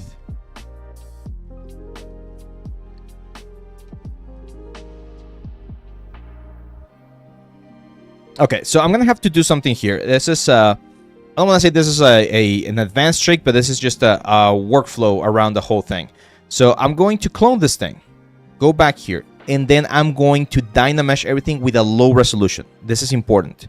Why? Because what I want to do is I just want to get like a very basic shape. I'm actually going to remove groups, and I want to get a basic sort of like shape like this, so that when I draw with my curve brush right here, I can create or press shift and go around the whole thing. See that? That's what I want to be able to achieve. So if I had the individual elements and the individual points, it would have been a little bit too difficult. So again, I just start drawing, press shift, and it should allow me to go around the whole thing. There you go. This is where it's getting tricky. There you go. Something like that. Okay, that's going to be my first one right there. Let's do another one right here. There we go. And then let's do another one like in this direction. There you go. Yeah, that works fine. I think 3. 3 is fine. 3 is a good number. And then we can probably add like some knot or something to clean it. Now, of course, I'm going to use my move topological here to adjust the ropes a little bit. Make sure that they make sense from a physical like standpoint. One of the things that I hate in games is when things don't look like tense. So I'm gonna try to make sure that we get a little bit of that tenseness on the whole thing. The problem with these ropes is gonna be the retopology. Like I'm already like dreading what I'm gonna have to do here with retopology. The cool thing is they do seem to have like relatively clean topology, so I might be able to just like remove edge loops and that's it. But yeah, retopology of ropes is always messy.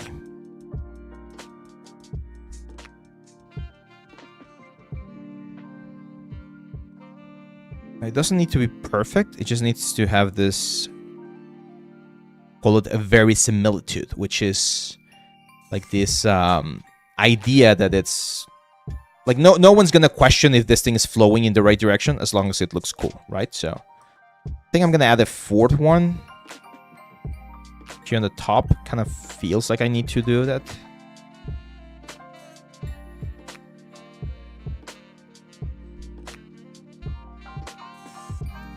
Remember that curve brushes work with the size. Yeah, there you go. That's nice. Technically, all of this can be baked down as well, but it's gonna look a little bit bad.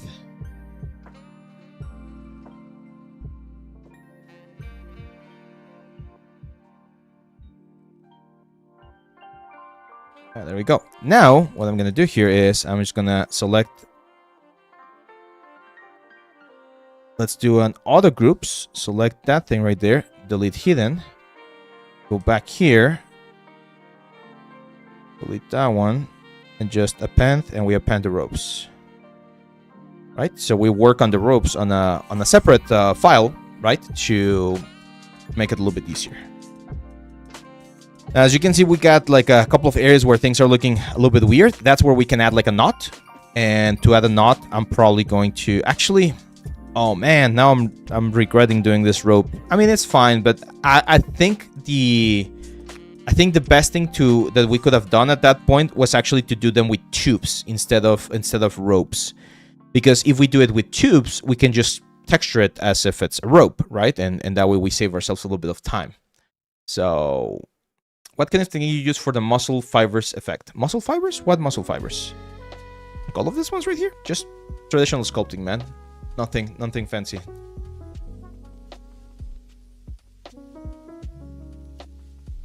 Alex Alminio, what did you miss? We're working on this character, and I'm adding this like a wooden bracer, and we're debating what to do with these freaking ropes here. I still could what? Like, yeah, I still could go back and just do it with tubes instead of ropes. I like how it looks with ropes, though. I'm gonna keep the ropes. What I'm going to do, though, is I'm going to append a ring, a torus, and we're going to use this torus to create like a little bit of a knot. And again, this is to hide the fact that these are just like circular or cylindrical elements.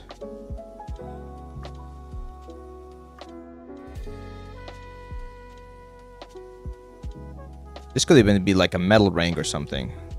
Yeah, actually, I kind of like the idea of this being like a metal ring. You know, sort of like hugging the surface. Oh, this thing is already crashing again. There we go. So, for instance, on those areas where the rope is like splitting, we can use this little torus. And this is gonna be our 10%, right? Because this little torus right here is gonna be like a bead or something that adds, you know, just a little bit of extra detail to the whole thing and helps us hide a little bit of the issue that we had right there. So let's duplicate this one over here.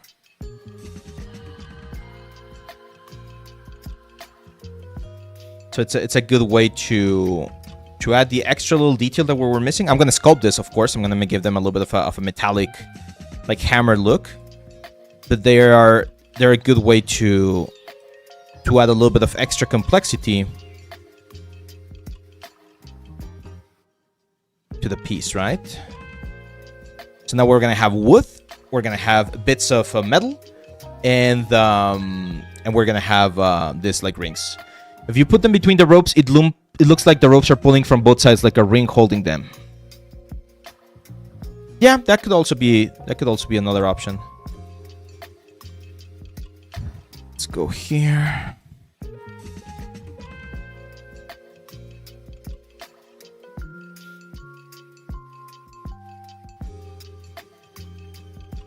There we go. Something like that. Kind of like the knot that's happening there. Looks fun.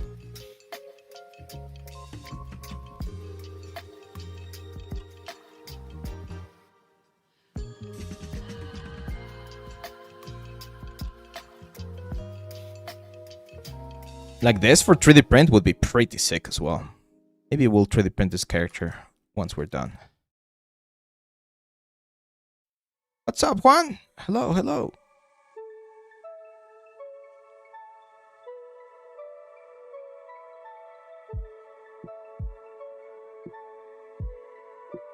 There we go.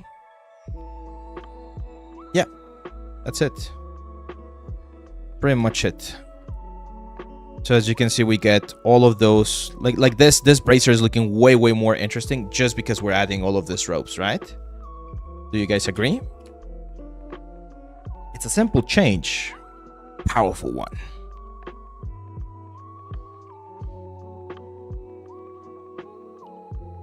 Yep. Cool. Yeah. Now, give me just 1 second, guys. I need to hit the restroom real quick, and I'll be right back, okay? Just 1 minute.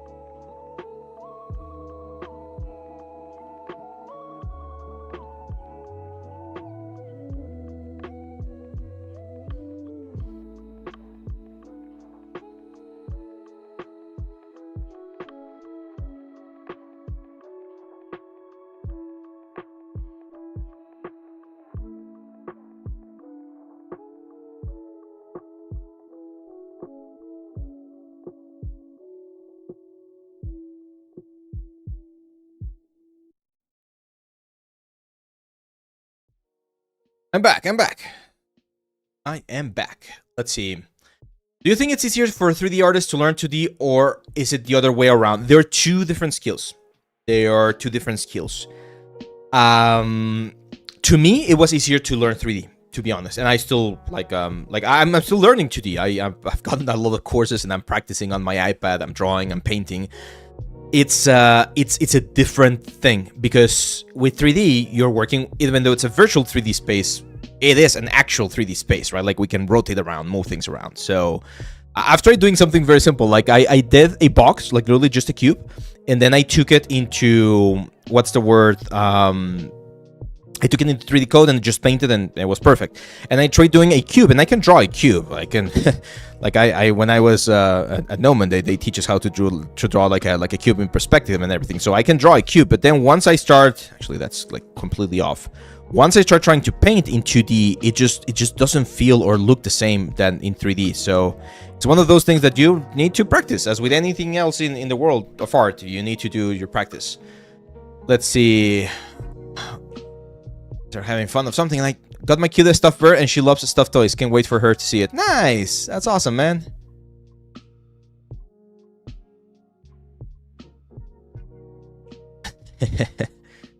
The skin from the neck to the collarbone looks like a bit strange. Yes. And the forearm looks huge. The stylization of the forearm was on purpose, because this guy's like a little bit of the lore behind the characters. They're supposed to be like really intense swimmers, so that's why I made them like really like heavy, because they're gonna be, you know, like threading water quite a bit. If I do both environment hard surface props, is it better to focus on one and title myself accordingly, or do both come myself on the environment hard surface? I think it's that's a great question. It's a tricky one. The easiest thing, or the best advice I can give you, new way, is do it, show it on portfolio review, and then once I see it, it's gonna be a lot easier for me to tell you, oh yeah, just call yourself environment, or call yourself a hard surface artist. Would you do something involving haircuts in a future stream? Possibly, yeah. That's definitely on the cards. Pun intended. Yeah, let's fix a little bit of the anatomy here. So someone correctly pointed out that the collarbone here looks a little bit off. Should be a little bit more straight. When seen from the top, it does look like or it should look like a bicycle handle. But from the front, it needs to be cleaned up a little bit. Looks Lean says, hey, I've been working as an environment artist for 4 years now with just traditional modeling and minor sculpting in Blender, but recently wanted to step up my game and pick up Zbrush and found your videos. They've been so helpful, so just want to say thank you and happy to finally catch your stream. You're welcome, my friend. You are welcome. I'm happy the videos have been helpful in your path so far. Is that all the detail that I added? I can definitely add more detail here. Okay, Zbrush is freaking out again, so let's save and reopen real quick.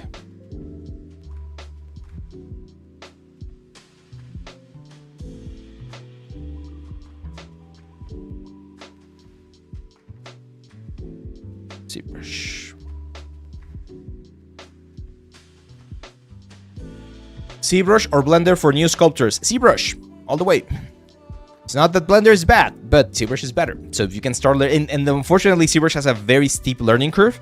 So the first time you do it, it's definitely tricky. So the faster you can get it, or the faster you can start learning Zbrush, the better. Materials.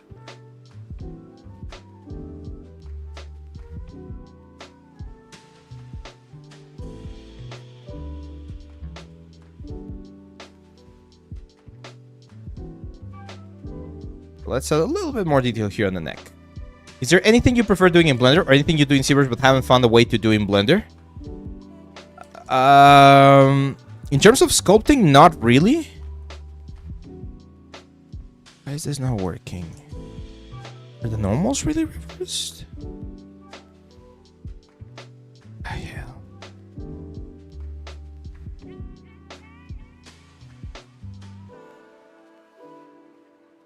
Normals are fine. Why is this?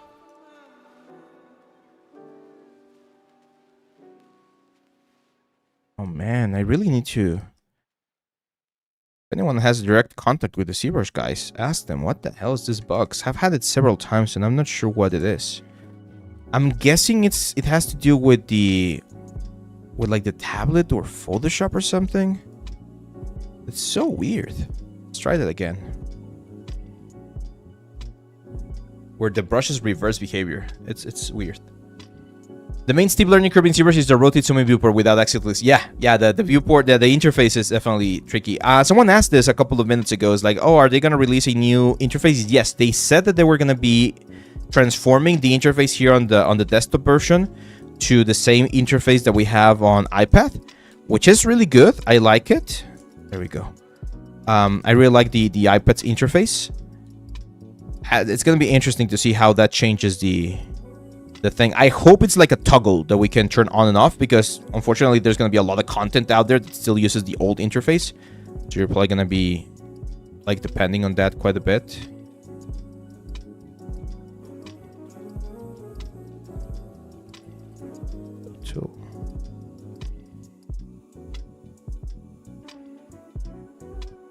Yeah, so let's fix this. I did this character so many years ago, and there's definitely things that can be improved, so we're gonna be fixing a little bit of that.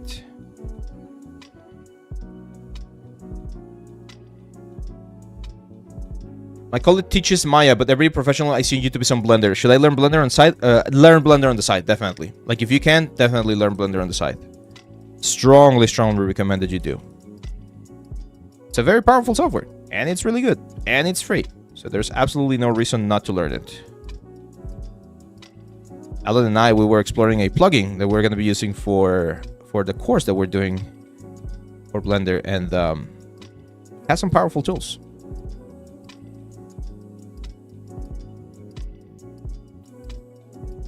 Quite powerful tools.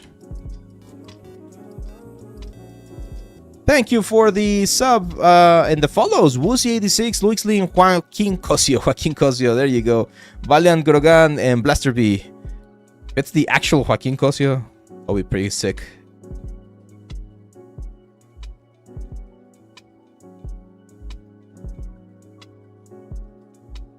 We were doing a likeness of Cosio a couple of weeks ago.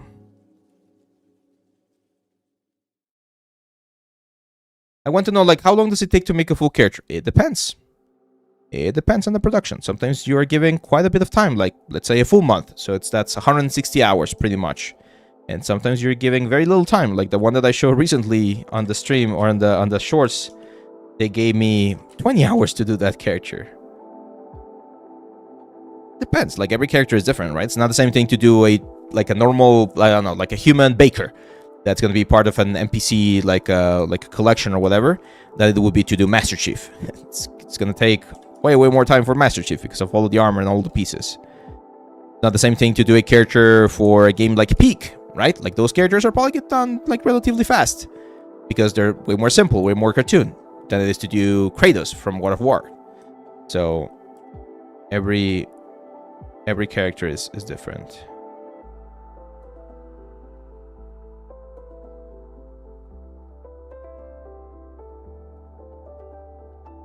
I've been doing a lot of sculpting of tiling, rocks, pillars, and whatnot for modular assets, but sometimes they come up looking like a sponge and not sharp. Any tips? Yes, edge control. You need to be able to have sharp edges with your elements. You can use the knife brush, for instance. That's a really good brush for that.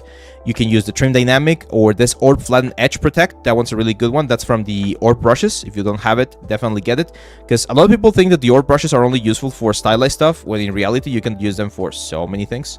So yeah, it's tricky. I'm gonna agree with you there. Like, rocks, it's tricky to make them look like actual rocks and not like sponges or meatballs, I call them. Do you sell courses making game ready models? Yes, my friend, I do. I have over 10 courses here on, I think it's 10 courses right now on the site.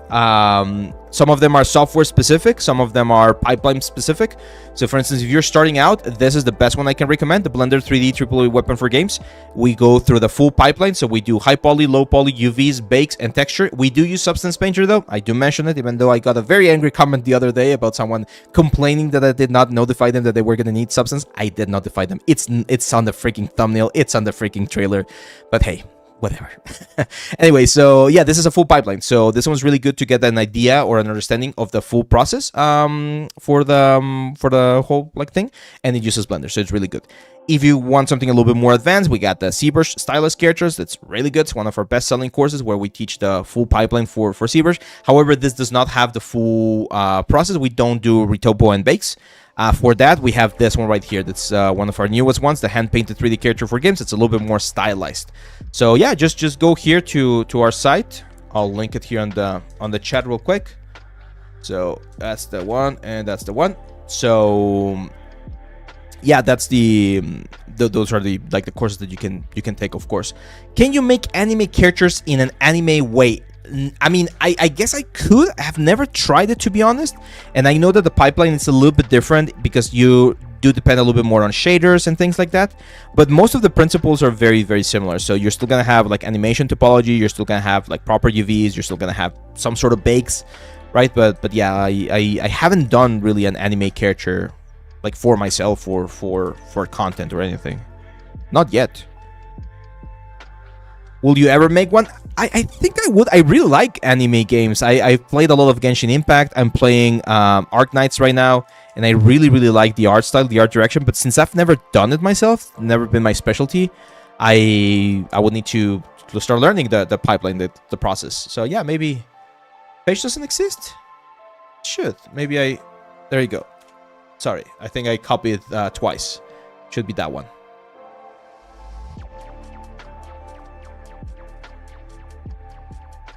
Okay, that looks a lot better. I think I'm gonna give him a little bit more gesture. So I'm gonna push his chest forward a little bit more.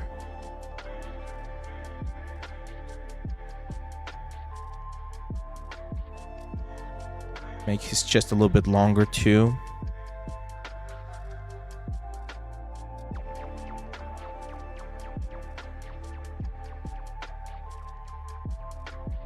And I think I really want to give him like a very specific like damage here on the face. So I'm probably gonna do this in a layer. This is where layers are really powerful. So I'm gonna create a new layer here. And in this layer, I'm actually usually create two layers. The first layer is gonna be my base layer, and the second layer is where we're actually gonna be doing something. Can I make a suggestion for it? If you ever do, please make Sukuna from Jujutsu Kaisen. If I ever do that, I think I would do my own character, to be honest. Like, I would create my own design. Who was your first 6-star in Arknights? I got Ember for the first one. No, the other guy. The guy with the lance and the little horns. What's his name? It's the physical damage dealer. I got that physical damage dealer. Then I got Ember. And then I got very lucky and I got Leviathan quite quickly on the rolls. Most of the free rolls, I did pay a little bit, but not too much. It was like 20 bucks probably. And then I got for the... What's the word? For the free one that they gave away, I chose Last Rite. Then you got Cordelia for free. And funnily enough, a couple of days ago, I got Progna whatever thing like the other. So pretty much I have all of the have all of the 6 stars right now. I have a very lucky account there, and I promise I did not spend like a lot of money. Probably like just like the battle pass and like the first like gem pack or something. But yeah, it's a fun game. I've been enjoying it. I've been playing it at my own pace, so I haven't finished like the story, or I just got to the second like a region. It's a fun one. I know gashas are not like a fan favorite for a lot of people, but I enjoy them every now and then.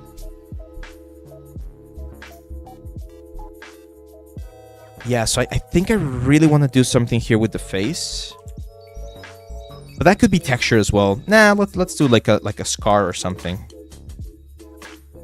I know it's very traditional to do like the eye scar, but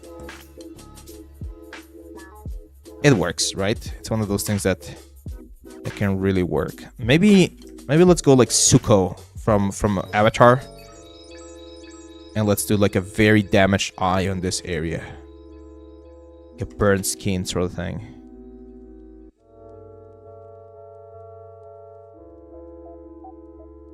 Why 2 layers? Because the first layer is my base layer. So if I need to change anything on the base of my character, I'm gonna modify the first layer, and the second layer is this scar that I'm adding here. The little guy is Li Feng. Not sure if he's physical, but I'm pretty sure he is. But yeah, that guy. Like, that was my first 6-star.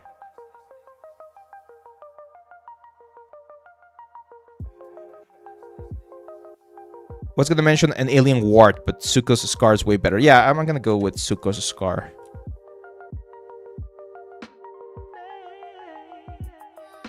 He's supposed to be a good guy, this guy, so I don't want to make him too evil. Just adding a little bit of damage here on the eye. Oh man, I've tried several times to tell him, it's like, make a course, man, let's make a course together. But he doesn't like it, man. And it's totally respectable. That's the thing. Not every great artist out there is a great teacher. I'm not saying he wouldn't be a great teacher, but if you don't like teaching, yeah, like, why would you be teaching? I love teaching. That's why I'm doing this.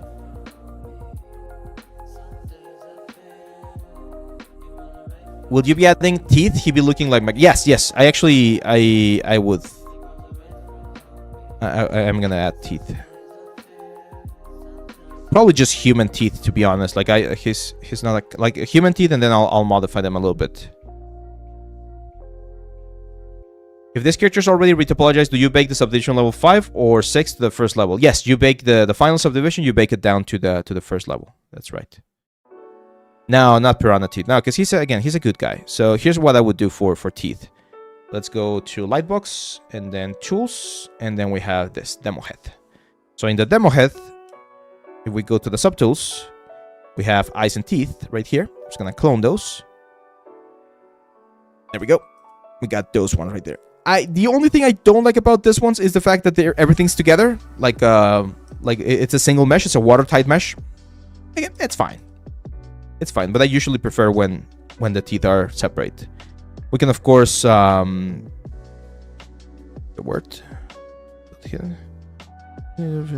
Okay. Go geometry, delete lower, and then delete hidden. There we go. And now we just go here. Append, and append teeth. In most productions, they already have like kits for this kind of stuff. Like, you're not gonna be doing it from scratch. It's just very time consuming. Where are they? Oh man, I hate when this happens. They're either super small or super big. There you go. Center the pivot point.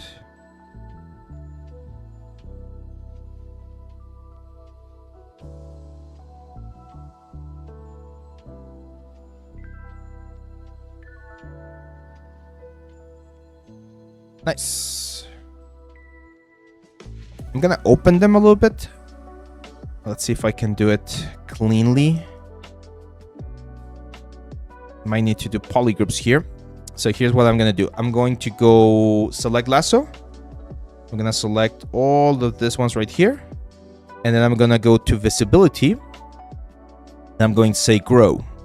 That's gonna grow the visibility, and it's gonna try to pick only the parts of the teeth that I want. There you go. Now it's easy to just, let's say, remove those ones right there. Control W. There we go. So now we have top of the teeth and bottom of the teeth, right? So we can mask those and then bring the pivot point back here. And then just rotate them down a little bit.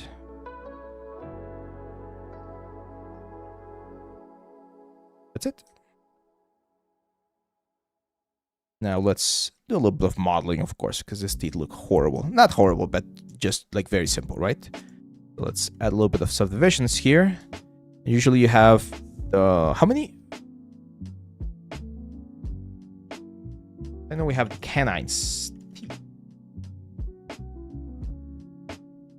Yeah, so the first 4 are usually quite normal. So this one's, so it's 1, 2, 3. So this one with here, we can give it a little bit of a different shape.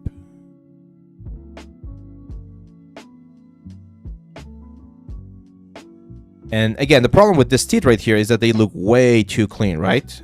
So way too sort of like CG. Let's go back and turn on symmetry before I do that. So like, they look way too perfect. So we need to sort of like, you know, give them a little bit of a facelift here. Why do you retopo? Will you do retopo of this character on stream also? This is already retopo. The character is already retopo because I did a clean base mesh for this one, so I'm not gonna have to retopo. But if you want to check retopo, I believe last week's we did a retopo for an axe last week, and that one turned out quite nicely. You might want to check that one out. And of course, we have the retopo course if you want to learn how retopo works for characters and props. Actors also have way too clean teeth. Yeah, but this is... In beta games, we can go a little bit more grungy. Usually. Again, the cool thing is this teeth already are... They have proper topology, right? We can always go back to the lowest subdivision level, which is this one, and just bake the information from there. I'm gonna add a little bit of surface variation. We're probably gonna break symmetry a little bit too in just a second. So I don't want the teeth to look this perfect, right?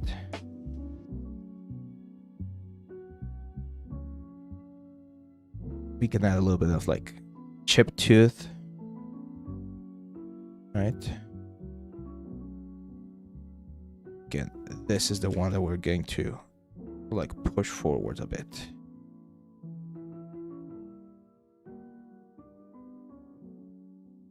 The ones on the back, it's not really that necessary because we're not going to see them as much. But that one there on the front, definitely important.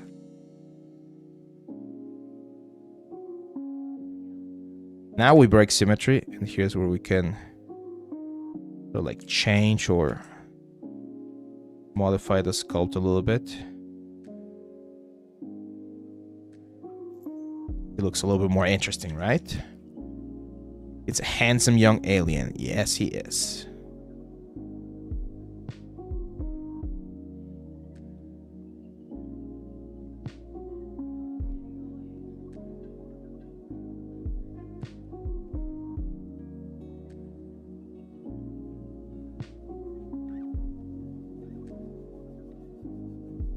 The advantage of having all of the teeth together is that you don't deal with a complicated bake because everything's again just baked together. But the disadvantage is that it doesn't look as realistic, right? Like the separation between the teeth is not going to look like super perfect. When we were smaller, my brother and I were fighting, and he broke my teeth. I had pinned him to the ground, and he just like buckled up or something, and I just went flying forward and stamped my head against the ground, and it was one of like the actual teeth, right? Like not the milk teeth, like the real teeth. So both of my front teeth are actually resin. Like not the full teeth, half of them, but yeah. So I know how a chipped tooth looks because of that. There you go. Yeah, again, it's just a small little detail, right? It's like really far away from the camera. Like we're not gonna get like such a close-up, but we should be able to see that. Have you already rigged this character as well since you've got the topology done? No, but it can be rigged relatively quickly if we wanted to. I've showed you the AccuRig before. We could do it in just a second. With AccuRig, we can very quickly like rig the character. And get him moving.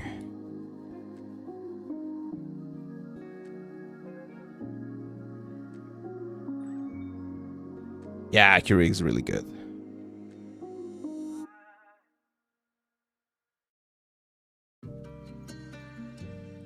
Do you prefer to start with clean base and just use multi-res for sculpt? It depends. It depends. When I'm teaching, I always teach how to do it from scratch because I find it's way more valuable for you guys to learn it that way. But when I'm doing it for production, yes, using base meshes is very common, and it saves you a lot of time. So you want to do it frequently if possible.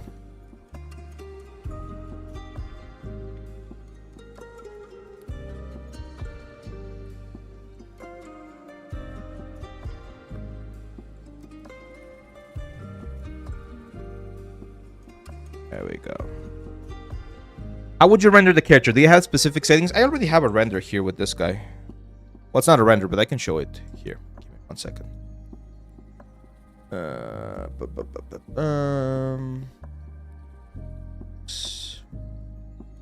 So I already had the textures as well. I'm gonna have to retexture this guy probably, but I already had some textures here.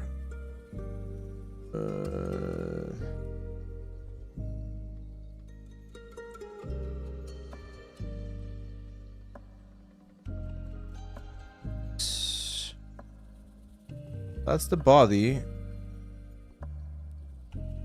This is a texture here.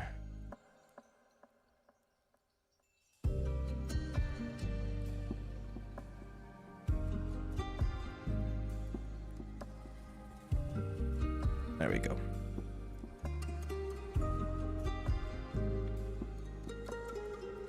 This is the normal map. This is the roughness. And we have ambient occlusion as well. We turn on ray tracing and boom. So this is the textures that I have for the character. Again, I'm gonna retexture him because I was like, it was just like a very quick like a texturing process that I did on this one. Like I don't like the moss, for instance, that he's got on the back. Looks very weird. But yeah, this was the general sort of like approach for this character. And we had we did have subsurface scattering. Here, subsurface scattering, and let's use alpha. Raise it a little bit more. Perfect. You can see the squishiness of the skin, right? Let's change the camera focal length to something a little bit bigger, like a 90. There you go. So yeah, those were the textures for the character. Again, this character, I did this for a class 5-6 years ago. I think it was like 5 years ago. And we went through the full pipeline, right? Again, sculpting, high poly, low poly, bakes, textures, render, and it was a successful one. It was a nice, it was a nice process. Do you always use marmosets for rendering? Most of the times, yes. To be honest, I love it. It's very easy. No, I haven't done a quadruped. It's very similar processes though, so I think I could, but I haven't had to do it. If you were creating a new outfit skin for a character, would you have to redo all the weight paints etc. for the rig, or is there work for you can? It depends on the kind of like things that you're doing, right? But usually, what's gonna happen is you're going to project the weights to the new elements, and then fix them, right? Like do a little bit of manual fixing on the new elements, like not on the actual character. So yeah, there's ways to mitigate the process. Okay, let me just go to this, guys, and let's do a mirror. Okay, and for this one's mirror, and this one's mirror. There we go. So we can start seeing like the full character. I was thinking about adding a skirt to this guy, but I'm not sure if I should like just reuse one of the ones that I've done before, or have to do a new one. Do you recommend using marbles for making cloth straps that hang from a design like a long banner? Yes. Strips, yes, it's a good way to do it. Like this one could go into marbles, and we can do a quick skirt as well. Not gonna be able to do that today because we're almost out of time. We're gonna be closing the stream very soon, guys. I need to go back to recording the course. There's more work to do. It's good, but transferring that to a USD readable file for a pipeline TD. What? Street level? And I mean, you can export this in FBX, so there's ways to do it.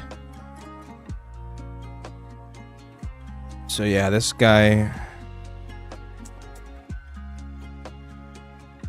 Okay, I'm gonna try it real quick. I'm just gonna use an old character of mine. Give me 1 second here, guys.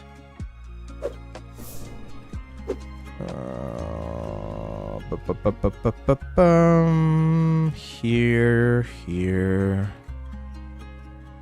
here. No, here,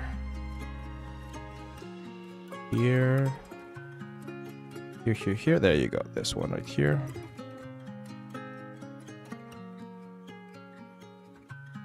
Some of you guys remember this character. No, it's not a new course. It's not from a new course. Gyros. So, if I'm not mistaken, I should have the belt.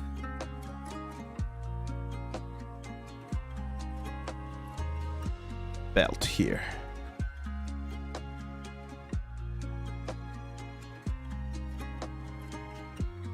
It's probably gonna break it, but let's try it. Boolean folder.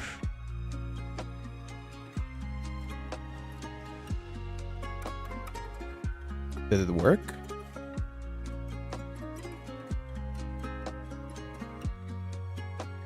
I don't think it worked. I want this. Oh, I know what I'm gonna do instead. Here.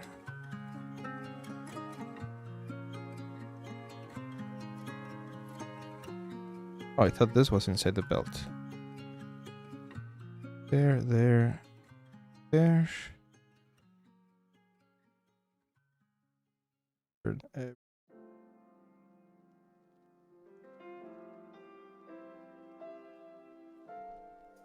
This is why organizing stuff is so important, because you avoid this kind of things. Oh my god.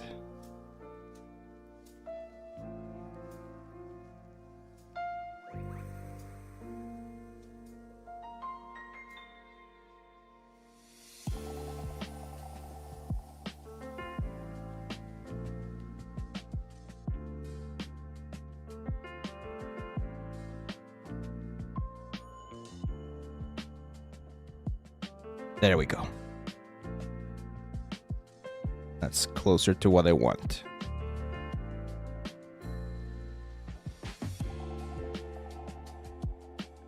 There we go. Okay, so that's a little bit closer to what I want.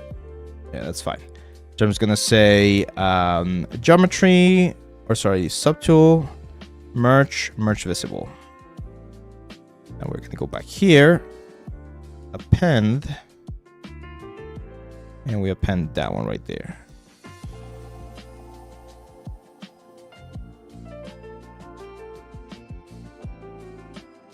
And again, this is not the belt that I'm going to be using, but I just want to get an idea of how he's going to look with the belt. So we can recycle some parts of it. Yeah, it's going to look fine.